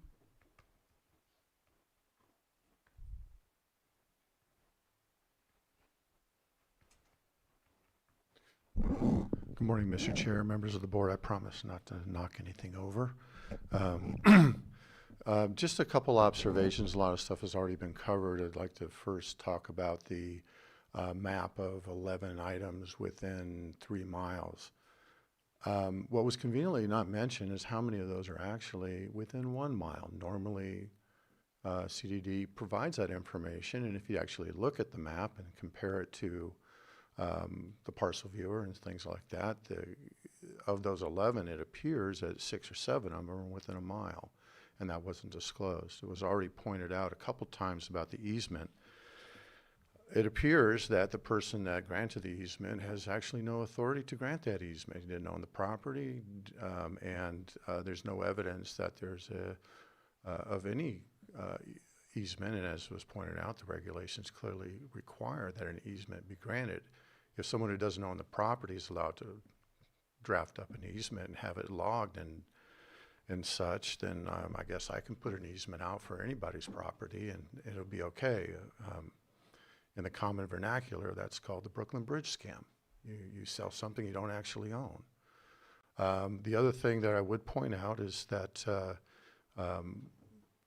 as we've had another appeal before this board, I think over a year ago, where the citizens, and I believe this one was in the Middletown area, District 1, where the neighbor said, we're running out of water, our wells run dry. And the cumulative effect of that was part of the decision that this board made, and it appears that it's clearly an issue here when the religious sanctuary has already testified, or at least made public comment, that their well has gone dry. I think my biggest concern is not so much with the applicant, but again, with CDD. How did it get this far with so many gaps, so many issues, very vague, unenforceable, as the previous comment made, conditions of approval? These things were brought up multiple times by the community and ignored. And as far as road safety, excuse me, I would respectfully refer you to the accident that was reported in the Press Democrat in the Lake County Record B of the fire truck that rolled over because it was trying to drive on a substandard road during a fire. And the CAL FIRE firefighters were taken to the hospital because of it. That road is not safe. Now, over and over and over and over again, we bring up that the road conditions are not safe, and the CDD seems to only look at what's inside the property and not the access. Thank you. Thank you. Anyone else in the room?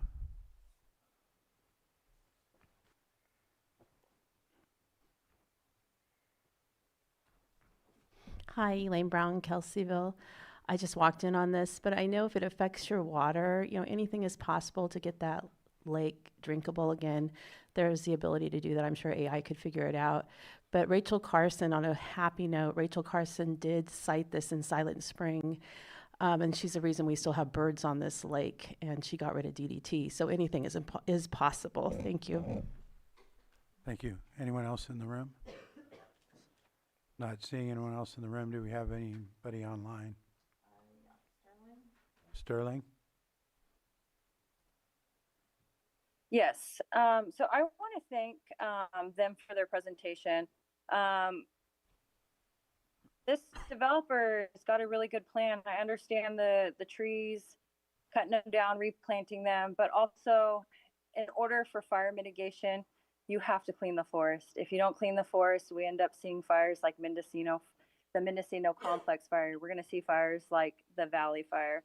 And then to talk about the water and the underground water in the springs. So, as everybody knows, when a big winter happens, if you go out and check the creek after the winter, you will notice that that creek stream has changed its direction, location, or wherever.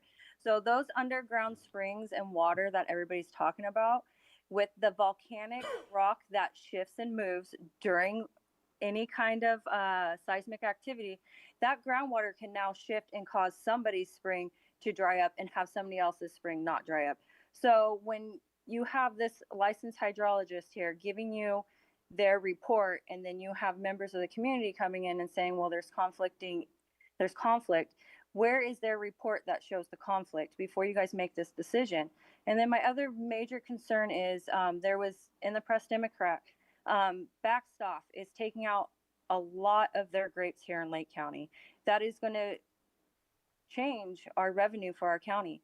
And with Grape Vineyards taking out their grapes, that property tax now goes down.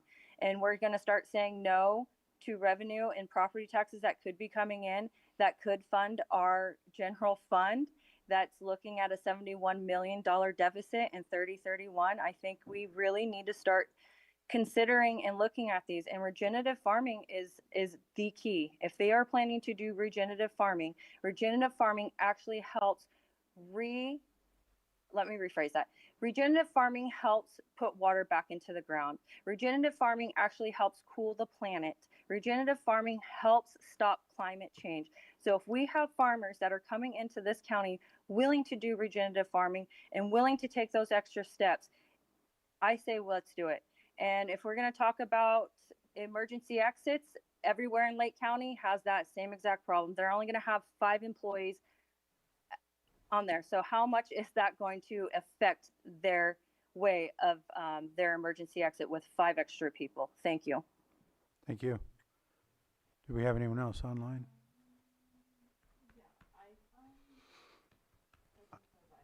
iPhone, if you can state your name, you'll have 3 minutes.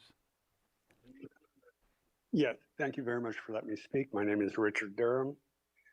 I'm a resident of Seigler Canyon, and I've driven up and down these roads for the past 30-some years.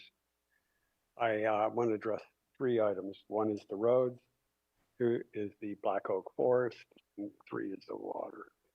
So Seigler Springs North Road has always been an ag road. There's plenty of vineyards on it. Just across from this property, there's old walnut orchards. So it's not bringing something new to Seigler Springs North. If you go all the way down to the end of it, you'll see several vineyards, including Beckstalkers. So that's for the roads. As far as the Black Oak Forest, I live in a Black Oak Forest, and I've lived in it for 35 years and have managed it and maintained it. The nature of Black Oak trees and the way they grow and the way they regenerate after a fire, they require a lot of cutting anyway. So I've noticed that the more I separate my trees, the faster the trees that I separated from grow, as much as 3 feet a year. And like this year, we had a banner acorn year.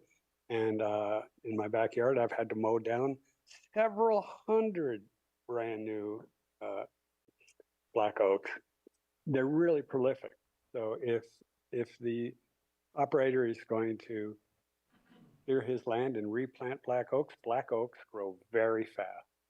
They're not like the gray oaks or live oaks. And then as far as the water, all of us live in this area on volcanic fractured aquifers. Between me and my 3 neighbors, all of us are on 3 different aquifers, and we're like 1,000 feet apart, our wells are. And so as far as their water impacting other wells in the area is very doubtful to me. So with that, I would say that there are no real substantial blocks for this project not to go forward, and I suggest that you vote to let it go forward. Thank you. Thank you. Anyone else online?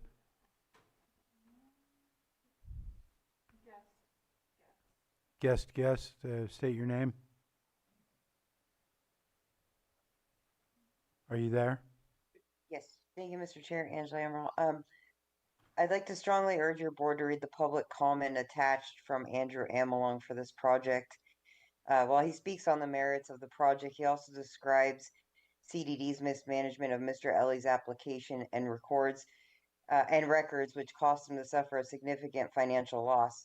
I attended the Planning Commission virtually for this project and feel that it does not vary greatly from other applications that were approved by the county with greater issues and concerns. When we talk about where these projects may be best suited, this is a location that has suitable setbacks for community growth boundaries and is in an allowable zone, the TPZ zone. While removal of oak trees is always a major concern, this county has approved projects that have removed far more healthy oaks than the proposed 71 trees to be removed for this project. I don't want to see any healthy oak trees removed for a crop that is failing industry, but your board continues to fail at implementing a meaningful oak ordinance, a simple task such as copying the oak ordinance from the city of Clear Lake. Many of the issues raised today with Siegler Springs Road, Red Hills Road, are the same concerns that were brought up over and over again for projects in District 3, most notably High Valley Road. Yet the projects were approved despite county-maintained road issues. I don't know of any projects that have had a requirement for a wildfire evacuation safety analysis. Many of the projects are in hazardous areas, and I don't know of the county requiring one. I do know some applicants have provided them voluntarily, but I don't know if it's ever been required. I think consistency needs to be highly considered here. Thank you. Thank you. Anyone else, Johanna? Jason? Go ahead, sir. Hi, good morning. Honorable Supervisors, Jason Flanders of the ATA Law Group, counsel for the Audidom Holy Domains. We submitted written comments on Friday, and you've heard a lot of excellent, well-informed testimony today, so I'll just highlight a few key issues related to the CEQA review. First, as to forestry resources, the application materials state that there are commercial timber species on site, and therefore a timberland conversion permit should be required and submitted to CAL FIRE for review. The initial study NEGDEC avoids this by claiming the applicant has no intent to commercially grow and harvest timber, but that's not the test. The Forest Practice Act is concerned simply with maintaining viable timberlands in California, which the property is currently zoned for. As to groundwater resources, based on evidence presented by others today, it appears that the NEGDEC and hydrology report may have mischaracterized the location of the groundwater well, with potentially significant implications for effects to surface water. The application does describe the property and the well as within the headwaters of the Siegler Canyon Creek, but no assessment of potential loss to interconnected surface water is provided.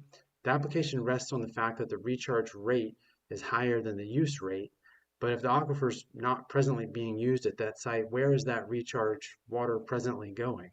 There must be a connection with some other aquifer or surface water, but that loss by the project use over 1 million gallons a year is never actually accounted for.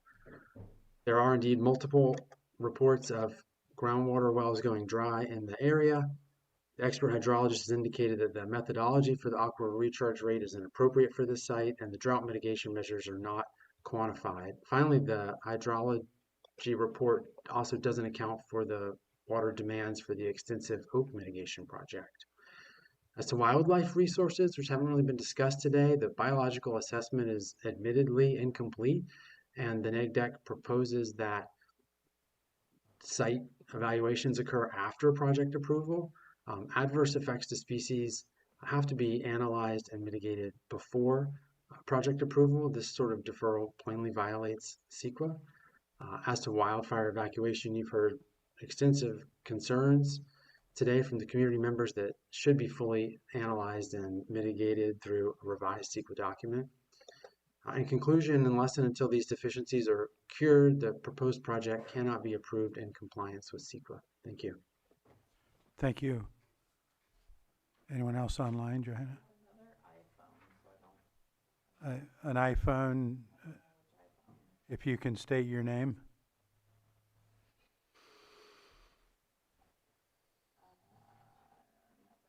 Nobody? Okay, it might have been the same one. So nobody else? All right, I'm going to close public comment and bring it back to the Board of Supervisors for questions and/or discussion. Go ahead, Supervisor. I'm feeling like there's comments that are ready to be made, maybe by both the staff from the department and maybe the applicant, because there were some issues raised, and I'd love to hear what their rebuttal might be or what their support might be. Yeah, and I'll throw out one. Maybe they were going to talk about the easement. I do have some questions on that, so I'm not sure. But yeah, if you have any information you want to provide us based on what's been presented, go ahead. Yes, thank you. Michelle Iris, Senior Planner for the county. Wanted to just clarify some of the CEQA-related comments that I heard that I think may be helpful for the board's consideration. Regarding evacuation and wildfire, I thought I heard in some of the comments that it wasn't analyzed, so just wanted to bring to your attention that it was analyzed in the initial study for the project. Starting on PDF page 47 of the initial study, that's the traffic and transportation analysis. In that, we do analyze transportation and evacuation, as well as on page 53, which is the wildfire section, so in 2 sections. In summary, as Director Turner mentioned, there are 6 permanent employees and a total of 6 permanent trips, I should say, for the employees, and 23 seasonal harvest employees at maximum. Those numbers are not, okay, that's from the initial study, but the initial study analyzed that amount of employees, I will say, and which are not significant under CEQA.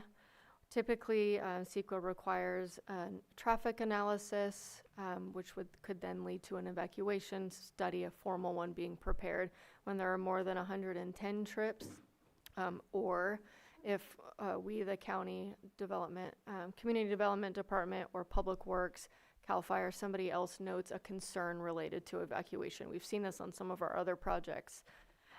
So in this case, because there's such little traffic regarding this project, there was not the requirement for a formal traffic analysis being prepared by a third party, and same with evacuation.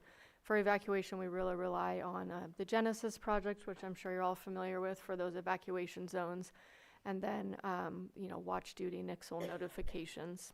With the project itself would not significantly introduce a new evacuation or wildfire risk. Additionally, just wanted to point out that although not required, because this is an outdoor cultivation, the applicant is proposing some fire emergency 4290 related improvements to their internal access driveways, their gate, and then of course they'll have those 5,000 gallon water tanks. Regarding a cumulative analysis, that was also raised in public comment.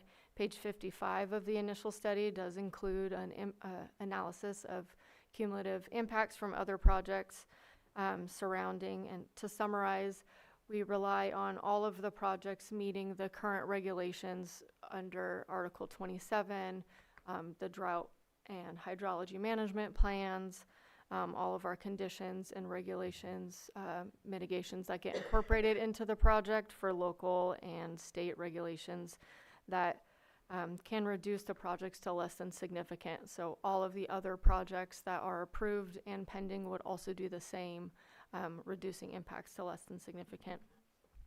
Lastly, regarding hydrology, on page 32 of Exhibit A6, that's the hydrology reports, there's a table 3, which includes nearby APNs and an analysis of other cumulative impacts to the surrounding wells in the area. I'll let the consultants and qualified professionals speak to the details of that if needed, but just wanted to point out that it was also addressed in that section. Lastly, regarding the exclusion zone comment that came up, so our current GIS portal has several of the exclusion criteria that are categorized under the exclusion zone. The one noted by the public was for public waters Connections, as I understand under Article 72, it was either proposed or allowed to connect to public water systems. That is no longer the case. That's not the case in Article 27. So that was an exclusion layer that was just inadvertently left on our GIS portal.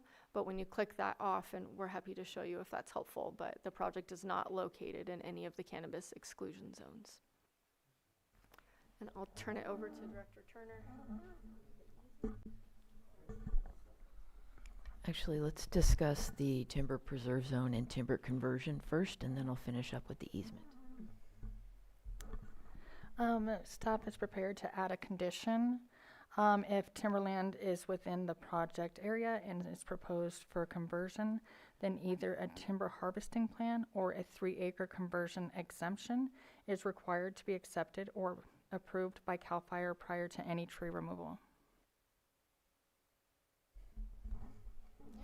There is a condition A3 which requires, prior to operation and construction, the permittee shall obtain permits from all necessary federal, state, and local agencies.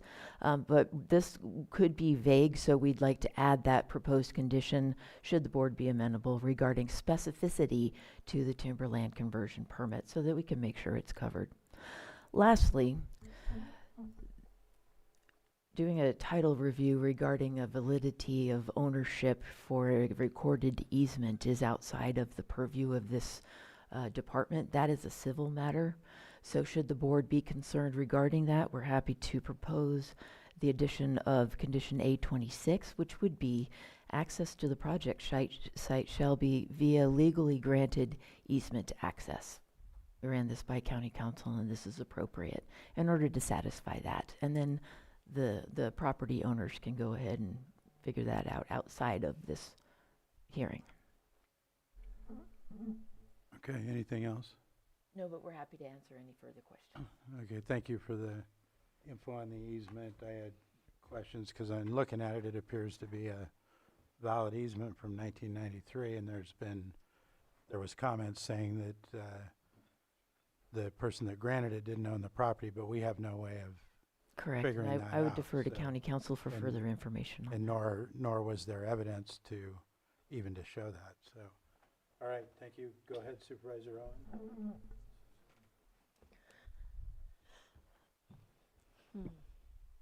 Okay.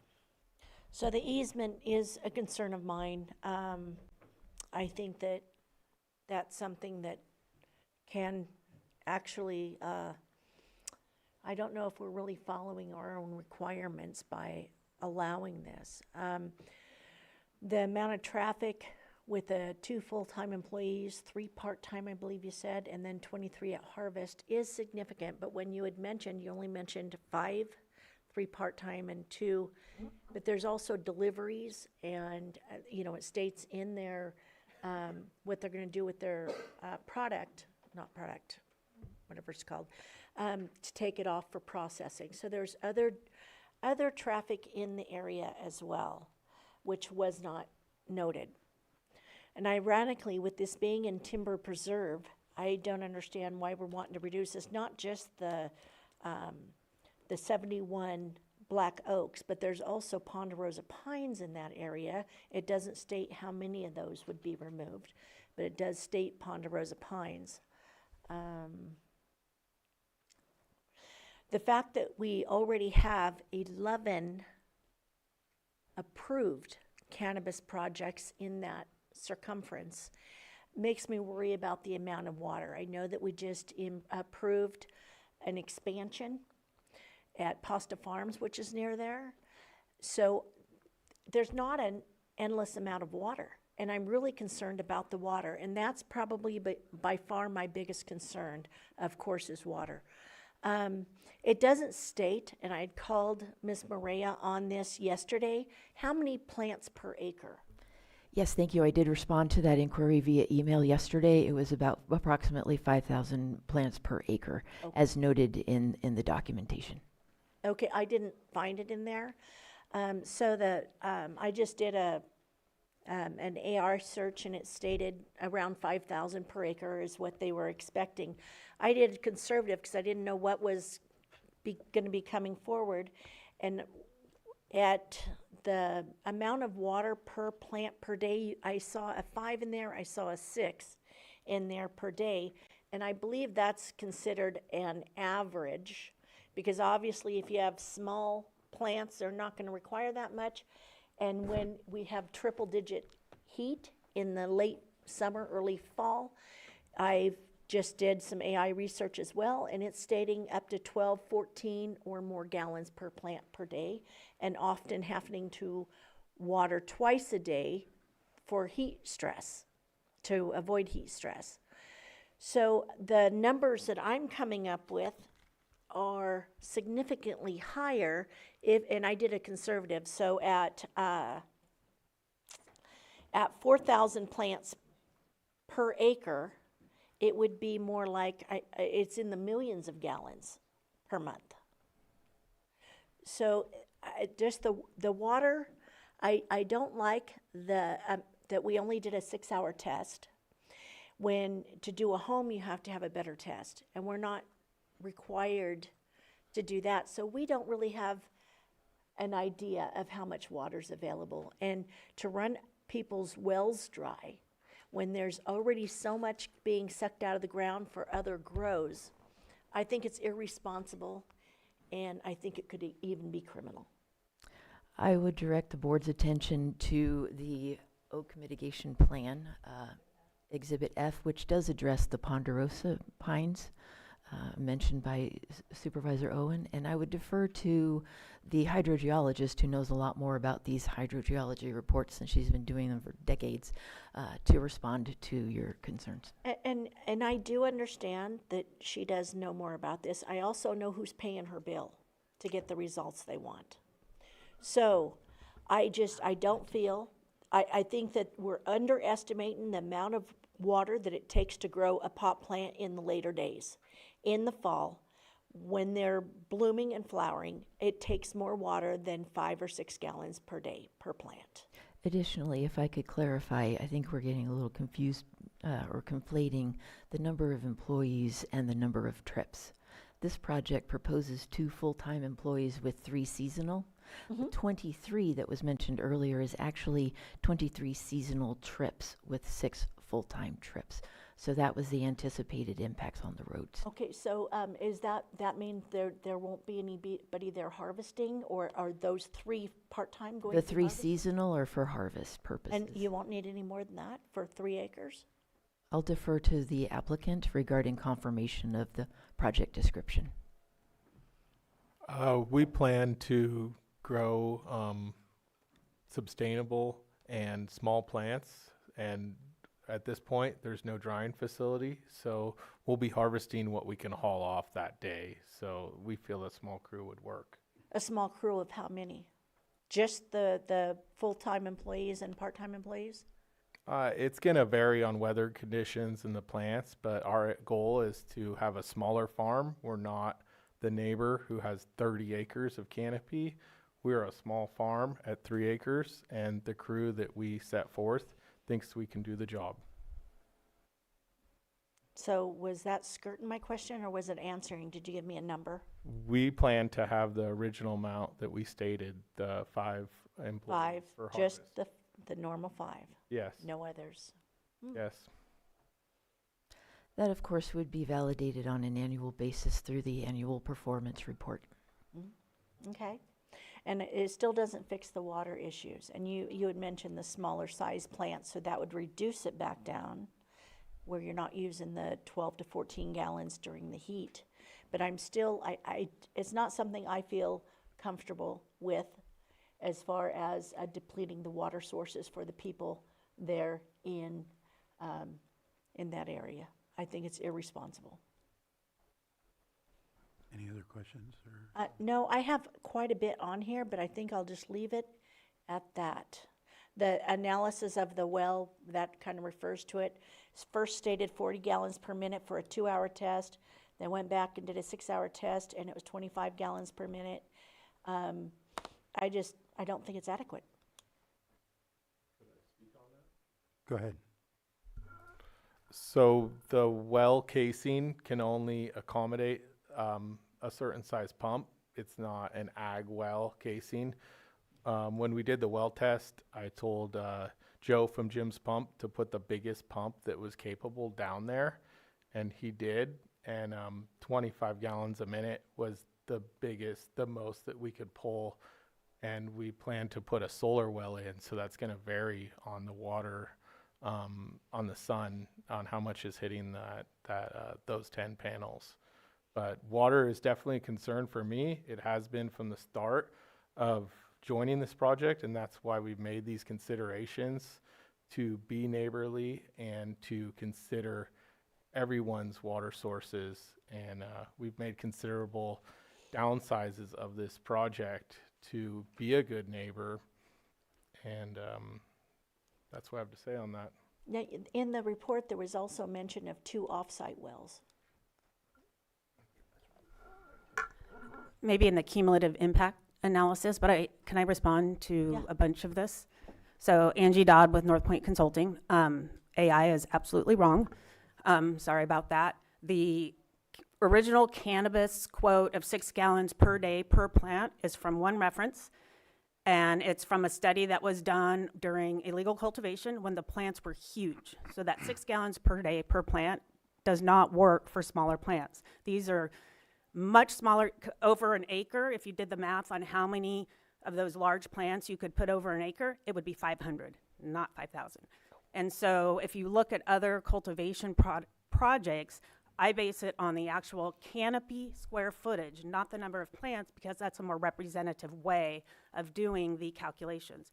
But that 6 gallons per day per plant is only valid under very specific conditions for very large plants spread out over an acre. It's approximately around 500 plants. So 500, that's your magnitude more than what this is going to do. If you look at Pasta Farms that it was just approved, they quoted 0.88 gallons per day per plant. They have 6,000 plants per acre. So very similar numbers in terms of the volume and being reasonable about calculating that. The number that you just quoted is just not accurate for these size of plants. And I apologize, I didn't see the size of plants in your, as a matter of fact, I had to call to find out how many. So this project has morphed over time. You heard from one of the public commenters that it has changed. It has been reduced significantly, and detail has been added to respond to comments. So more detail, and I have a revised hydrology reports. I've also responded to all of the comments, and I wanted to point out a few things about dry wells. It's thrown out quite often without providing me the information of where these dry wells are and what happened. There's a lot of reasons why a well can go dry. But in my response to the comments originally from Geosyntec regarding dry wells at the church site, it was noted, I got the report and I reviewed it, that the well that went dry ran 80 gallons per minute per day, 24 hours a day, 7 days a week. That's the well that went dry. All the other wells in the report were not dry. So it was just that one, and that well's over half a mile away from this project down in the valley. So different situation. I didn't have any other information on that well, but just to get orders of magnitude, they were sucking the water out quite a bit, and that's why that well went dry, or one reason why I'm assuming that well went dry. What else do I have? Well tests. So you often get a driller who reports on a well completion report, capacity 100 plus gallons per minute. So it got over time in Lake County as cannabis projects were being brought forward, and we were relying on the well completion report for the production. And it's usually done on an airlift test, so doing a longer well production test with a pump that fits in there is a more reasonable amount to get an estimate. It is a one-time estimate. There are requirements for drinking water systems to do longer tests, but that's more to validate, will there be sufficient water for a public drinking water system where they're relying on it for a long period of time? And then that also includes tons of monitoring. In terms of CEQA, there's been comments regarding monitoring. Monitoring and reporting is a very common component of CEQA mitigation measures. We do it for biology, we do it for cultural resources, we do it for hydrology. When we talk about experts, and I get questioned on my expertise, it's a little offensive, sorry to say that, but it is. This is a stamped product. My license is on this product, and I stand by this product, and I have to legally and professionally stand by this product, and this is my experience. I've turned down conducting hydrology reports because I couldn't commit to defending the project. So I have turned down hydrology reports. Was there anything else? I think I got all your items. So actual quantity of water is based on size of the plant and how many are on site. And it's based on well-published numbers for that. And I use the higher end of those numbers. I try to be conservative because I want to demonstrate that the water is there and can be there.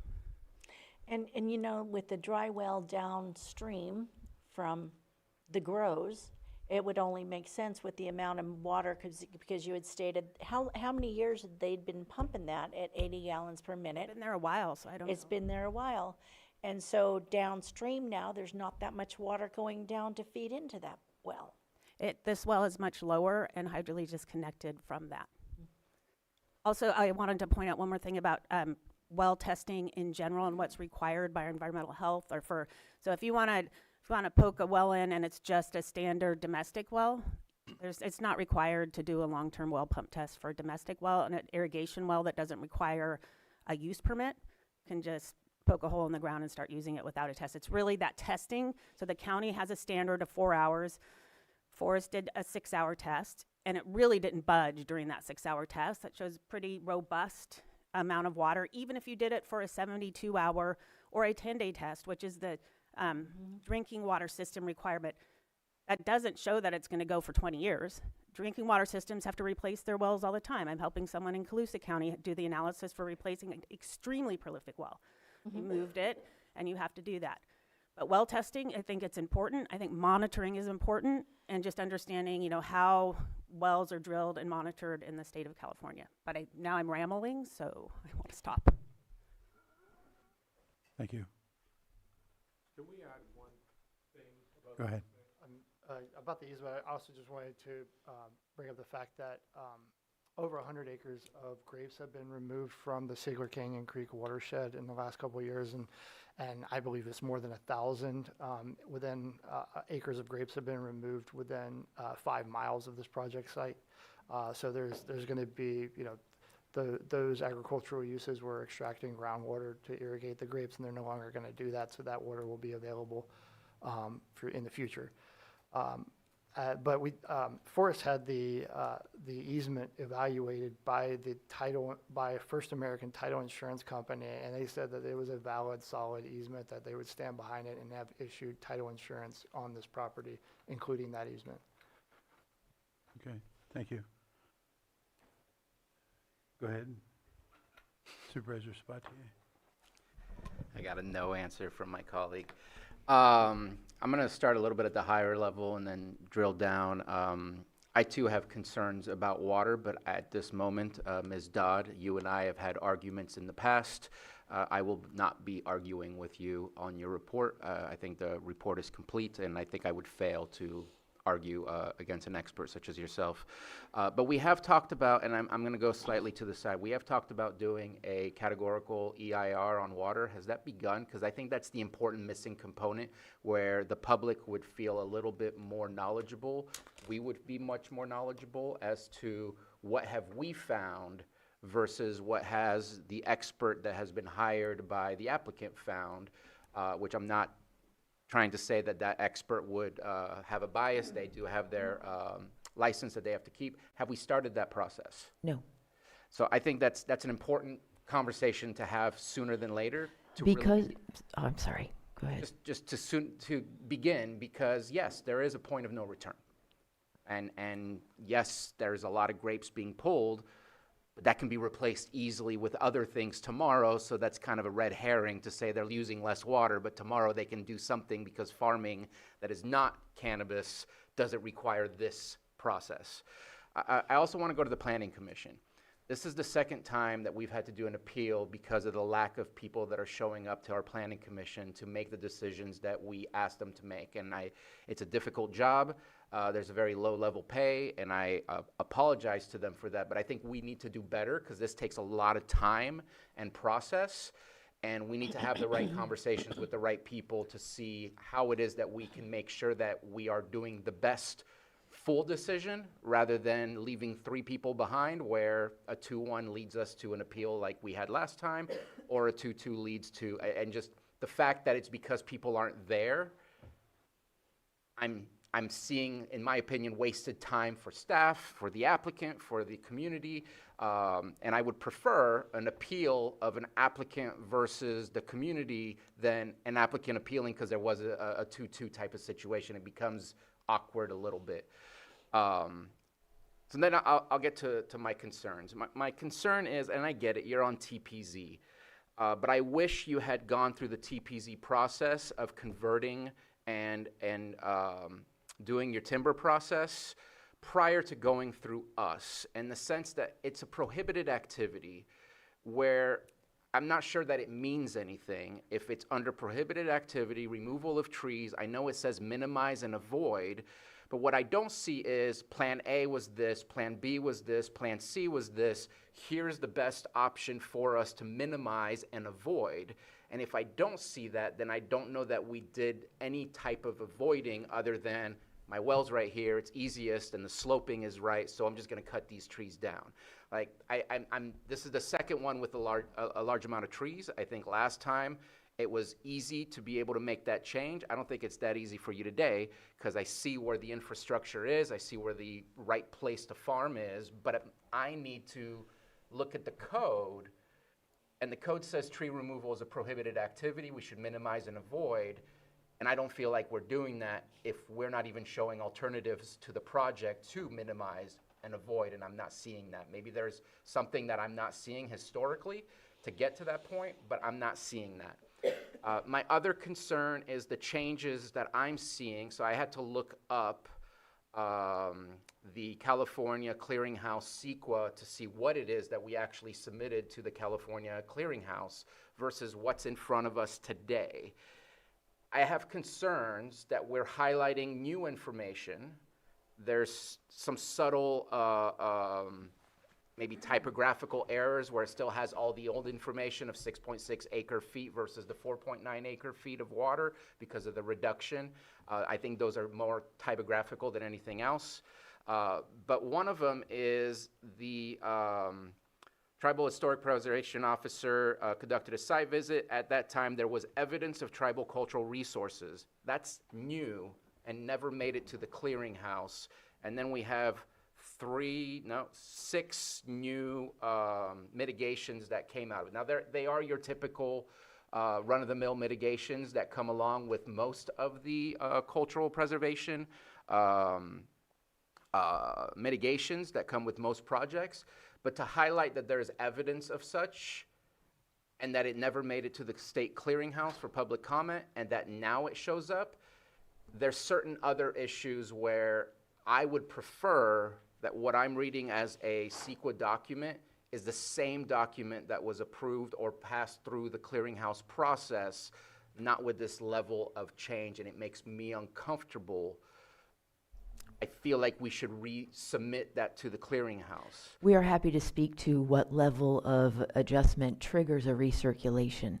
This did go through an initial circulation of the initial study, and then when the project changed, it went through a recirculation. But I'll turn it over to Senior Planner Iris to address what would prompt a further recirculation. And then I'll bring it back to talk a little bit about the timber conversion, should you like more information on that one. If you don't mind, I just want to finish. And I get the timber conversion, but it just, again, how does it fit within the code where it says prohibited activity to say, well, as long as you can get a permit for it, go for it, but yet it's because of this project that we're saying yes. So it's kind of a rough, like, why is it in our code? We just reapproved the amendment to the code, and it's still in the code. And so the next person who says they want to cut trees, I'm going to have to say yes, because if we say yes here and we said yes to the others, then I feel like we're just breaking what we created. And the other one is also the number of trees, and the process is not specific in this in the CEQA document that went to the clearinghouse versus what it is now in front of us, and that continues to make me nervous. And I know you've explained to me in the past of what the triggers are. That doesn't change my caution that we are kind of taking a larger role by approving changes to a CEQA document that have not gone through the statewide public comment process with what I am saying, in my opinion, are significant changes, and you may not agree with me. But those are my comments. I think the rest, the location, the water, and is it Ellie or Eli? Ellie.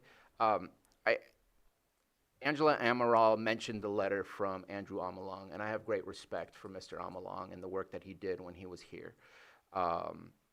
And his letter is significant in more ways than none. That makes me really concerned about the treatment in the department and such.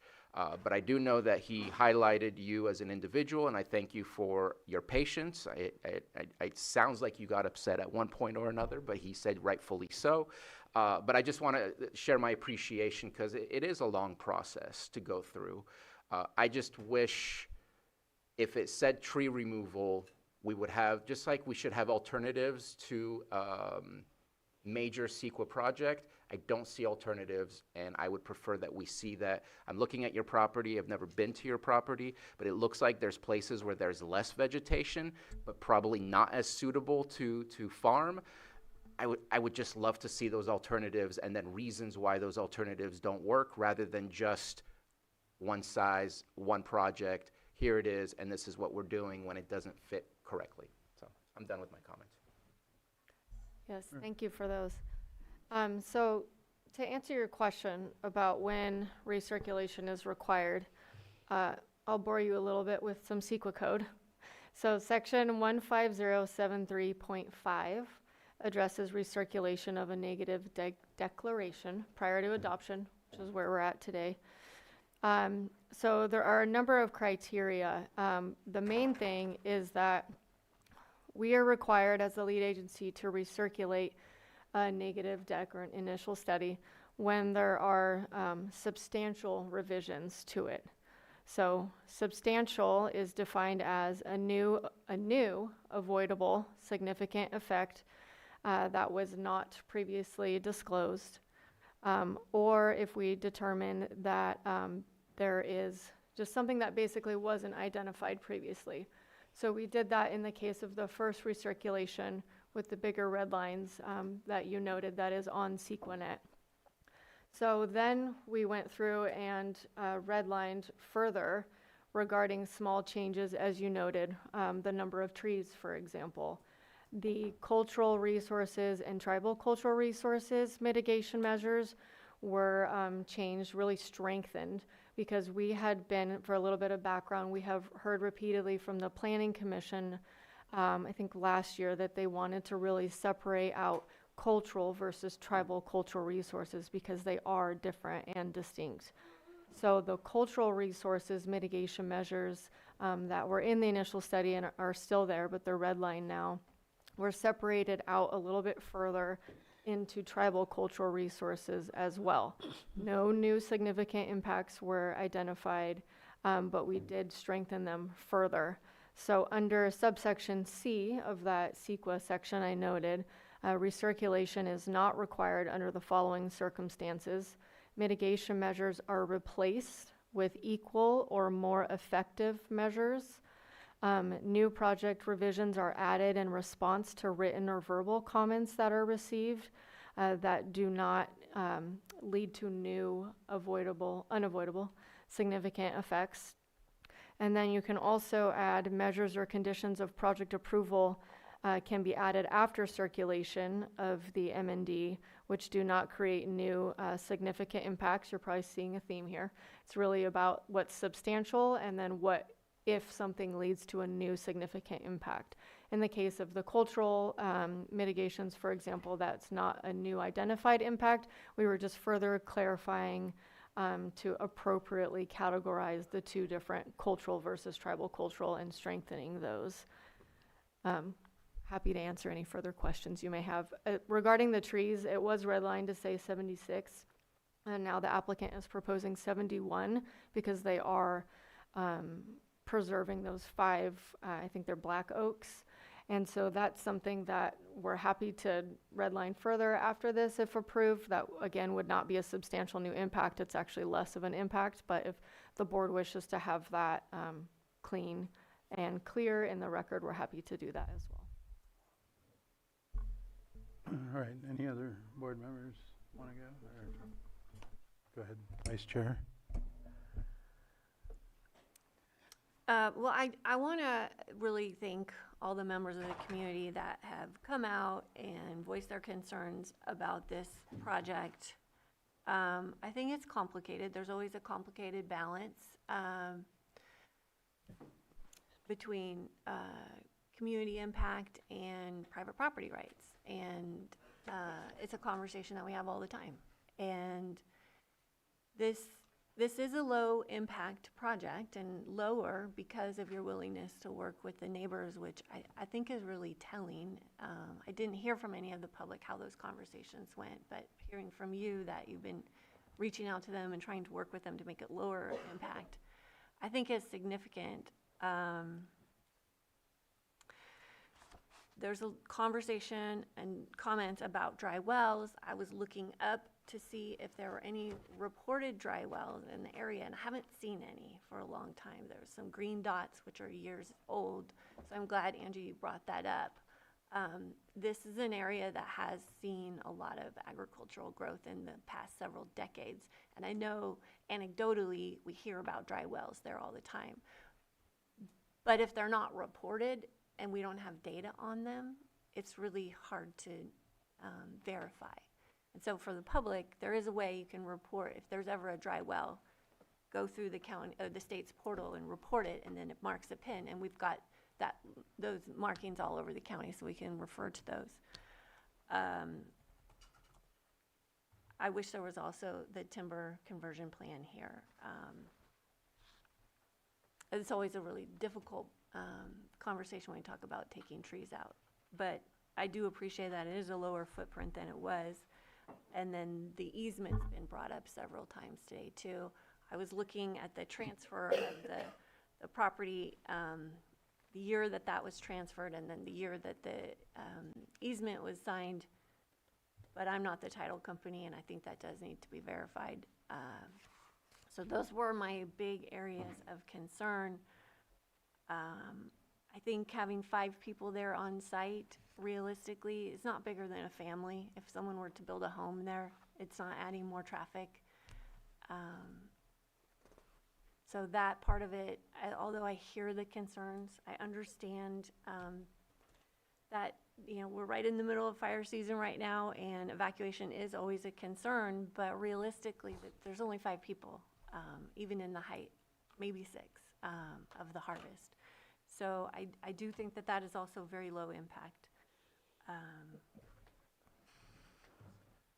So I think a lot of great points have been brought up today, but this project is consistent with many of the others that we've approved, and I would like to see that the timber conversion plan be a requirement, and also the clearing of the easement and checking the title.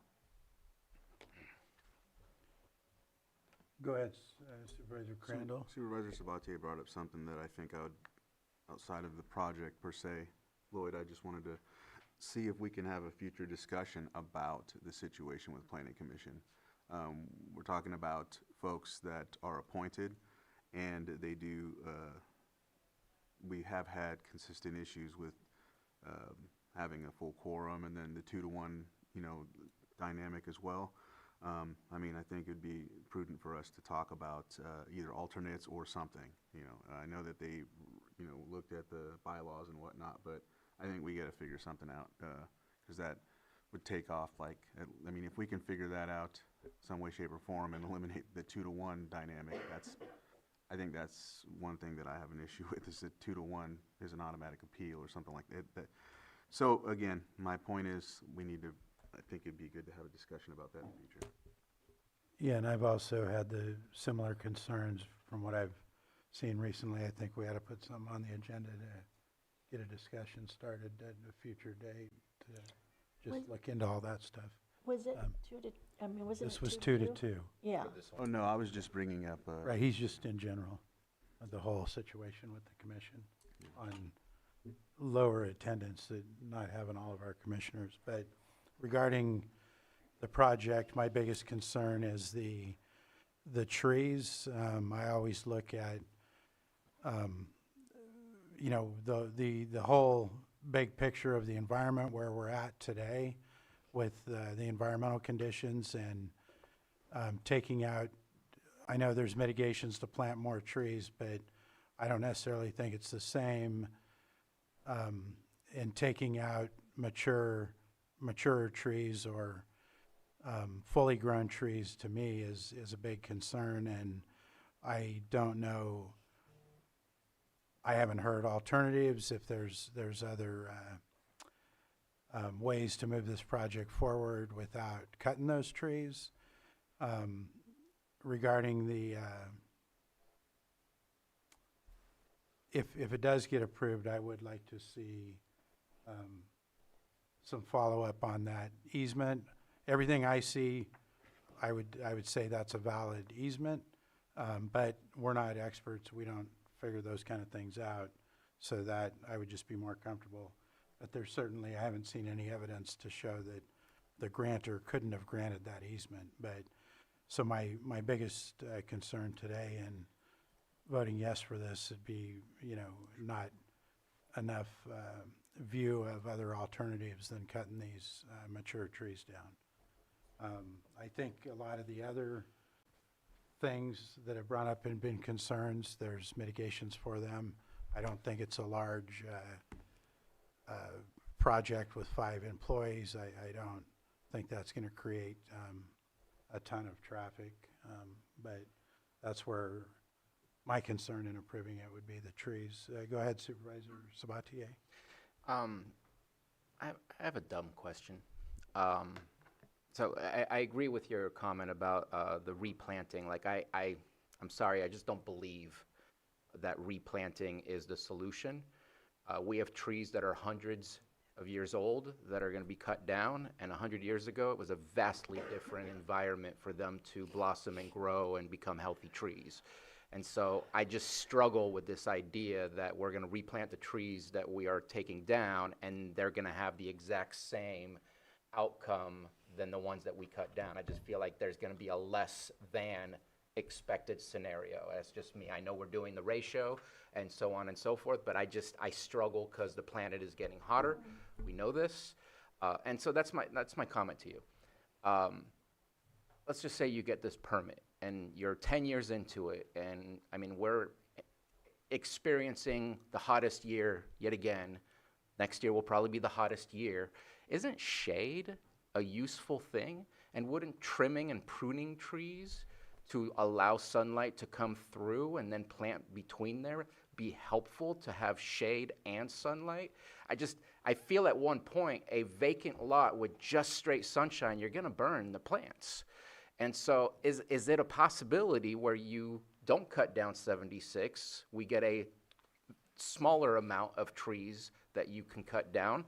I know that there was an email, but it was a very vague email of, I think 15% are dead or diseased. It would be nice to know rather than just have a random statement like that. And then if you take out those dead and diseased trees and prune the rest, don't you have something that can last for the next 10 to 30 years as this planet keeps getting hotter and hotter? Because farming is going to change in the situation that we have going on. Everything that can be grown down south will now be grown here, just like agave is starting to come up here because the climate has changed. So is opening up and putting nothing but sun the right concept for long term? And does it allow you to get what you're looking for from your plants if there's pruning and trimming of dead and diseased trees? I guess is my question. This is Angie Dodd, North Point. I'll let him respond to that in a second. I just wanted to give a little background on the less than 3 acre conversion. This application was submitted, I think, in 2021 or 2022. And at the time, it was not advisable to do a less than 3 acre conversion for a cannabis project before submitting it because of the tree comment in the ordinance and how that would be perceived. So, I mean, we're talking what now, 5 years ago, but at that time, that's why it wasn't done before an application was, if it was a house, if you could say it was for a house, it just felt like it was being a little piecemealy and cutting down the trees before, okay, so now you've already cut down the trees, what do we do now? So that's why it wasn't done at that time, because the thought was it wouldn't look very good to the planning commission or the board of supervisors to clear that, and then immediately after that submit an application. Even though you can legally do that, it was a perception issue because of that. I just wanted to say the history on that. Now you guys, you can talk about it. And I appreciate that, and also I apologize for not remembering, but the conversion is for a specific purpose and reason, such as building a home, but then you come back, you say, oh yeah, well now that it's clear, and I think both look bad in the sense that now we're trying to overrule a prohibited activity by saying it's okay to do this, but yet it's up. I just wanted to say that Conflicted. it's not just a bad look. It's actually unlawful to use it's essentially the less than 3 acre conversion exemption is essentially exemption from CEQA. So it's unlawful to use it for essentially nefarious purposes, stating that you're using it for one reason when you're actually doing it for another. And I'll wait. All right. So, Bruno, I appreciate your comments, and if there is a win-win on this of keeping trees, I'm in favor of it. I strive to do regenerative ag, and that will mean that we would, wherever we remove the trees, we would grow in the ground. So if there's big trees with roots, we would not be able to use the native soil and pull the beds, similar to pasta farms. When we pull beds with a tractor, we'll be using plastic mulch to conserve the water. And we're really working to improve that soil. And when we improve that soil through growing the organic matter, through cover crops and rotational grazing of these animals, when we're not growing cannabis, that soil health, we plan to monitor it, it will improve and it will hold more water. Also, we did keep the best trees on that cultivation site. We hiked the whole site with Trish and recently, and the healthiest trees, we said these ones are beautiful. We want to keep these for shade and out of respect. And when we asked Seamus, we said, hey, what's the average life of these other trees? He stated that they were not 80 years old, maybe the 5 that we kept, but the other ones were significantly younger than that. So we kept the best trees of trying to create a win-win. And we also surveyed the rest of the property, which is very shady and is perfect environment for growing up the oak trees, which we plan to monitor. Seamus had said, he's the forester, he had said he had written numerous plans to regrow oak trees, but nobody had implemented them. I would be the first applicant that's actually excited and that would grow these oak trees, put them on irrigation, work with Seamus for the next 7 years to regrow healthier trees in a better environment than where they currently are. That was not a last good comment in the sense that nobody else is doing if we're asking them to redo the planting. I mean that the other applicants have not moved forward with this plan of replanting the trees at a 3-to-1. I'm actually passionate about growing other things than cannabis. I raise beef cows. We grow organic 3-way hay at a different property. I'm a Farm Bureau member since 2019. I'm a farmer and rancher. I really enjoy watching things grow, not just cannabis. And shade is important, and the climate is important to me. Thank you. Is there anything else from the board, or do we have proposed action? Actually, we do have one last point to address. If we could just take a really, like a 1-minute break. I'd like to, we do have an ordinance adopted by the county regarding preservation of trees, and it does list a number of criteria recommended, which this project does meet, so we'd appreciate the opportunity to point that out. It's coming right now. I just need a minute. Okay, so we'll be in a couple-minute recess. Thank you.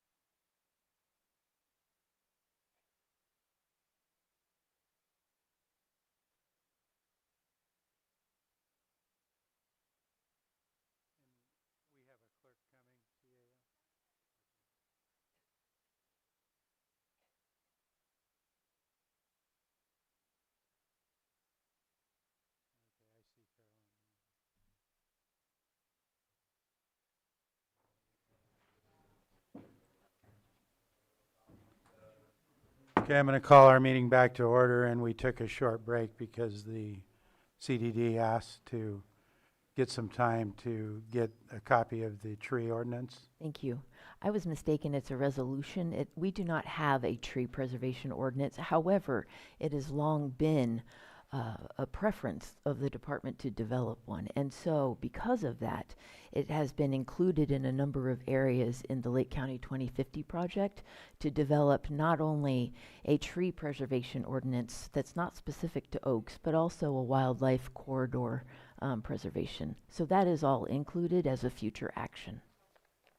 What we do have is a resolution passed in 1995 adopting a management policy for oak woodlands in Lake County, which did recognize that responsible stewardship by landowners is necessary to sustain oak woodland resources, and also recognized that good stewardship is most often fostered through private ownership and self-determination of the private landowners. It also recognized that while there wasn't a threat to oaks then, which in 1995 is significantly different to what we are seeing today through climate changes and the Mediterranean oak borer, it did recognize that urban development, intensive agriculture, and extensive fuel harvesting could pose a future risk. So it required monitoring of oak woodland resources be done by the Coordinating Resource Management Committee, which I think has probably morphed since then. Additionally, monitoring the oaks, educating the public, and finally, number 4, incentive programs that foster the maintenance and improvement of oak woodlands, recognizing that those are important tools to sustain the resources. And it encourages, the county encourages and supports private enterprise, public-private partnerships, conservation easements where applicable, and timber preservation zoning as tools for the private property owners to receive benefit for sustaining the oak woodlands. We also have used recommendations from the Oak Woodlands Conservation Act, which highlights funding and conservation easements and mitigations, such as replanting.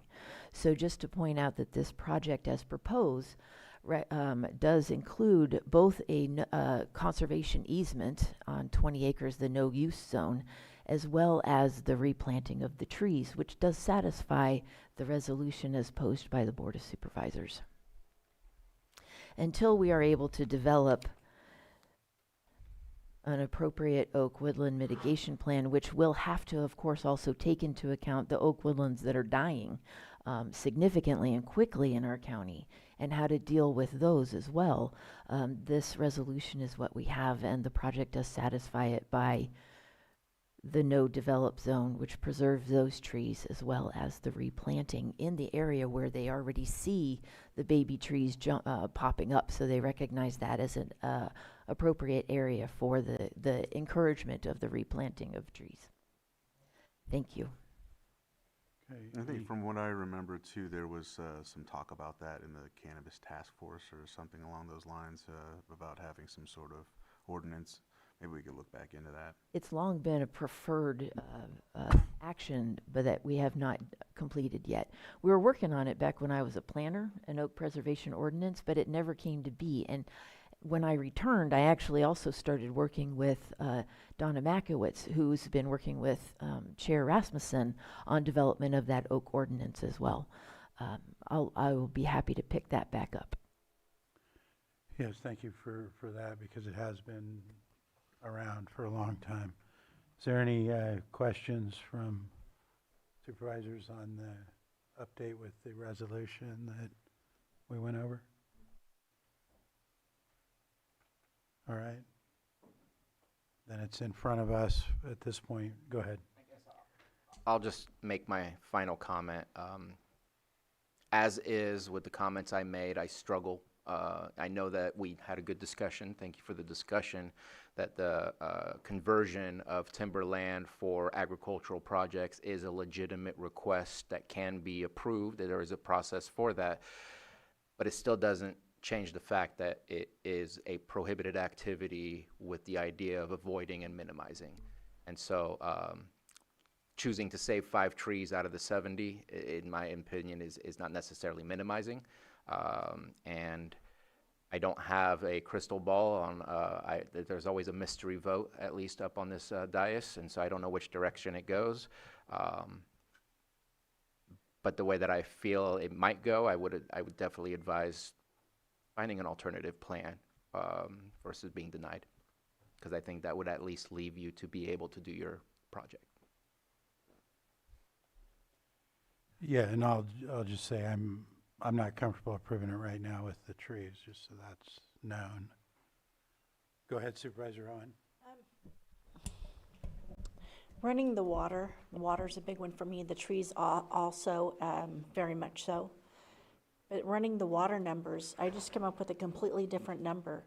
So I was kind of guessing and reaching for the number of plants. You guys had confirmed 5,000 plants, 6 gallons per day. And I'm assuming that's kind of in the later ages of the plants, because the summer months are when our water table is at its lowest. So at 5,000 plants per acre, as you guys had mentioned, 6 gallons per day works to 30,000 gallons per day per acre, which is 90,000 gallons per day for the project. And with average 30 days in the month, that's 2,700,000 gallons versus the 411,000 that you have showed in October. So the water issue for me is massive. I'm one that has had a well go dry as a young kid when somebody started pumping too much. They needed the water. Our well, we had to drill another well. It was on us. So for the people in the area, when we have, I think that how much water they're actually going to be using needs to be determined, and the number of plants needs to be up front as well, so that we can see what the water usage is and what is needed. So between the timber and the water, I can't support it. Go ahead, Supervisor. So it looks like there's 3 no votes. I want to just ask you, do you want to take this back? Do you want to do more work on the plan? Do you want us to take the vote? How do you want to move forward, Forrest?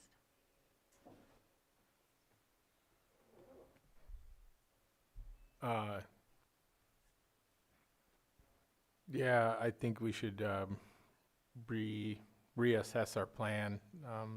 I hear your concerns about the water and the trees, and I think it sounds like at this point we should.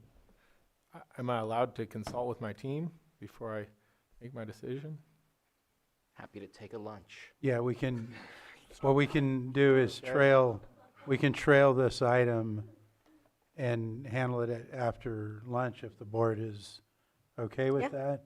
That would give you time to talk to your team, and also then we could hear back on, because I have questions about the process of how that would go forward if that happens.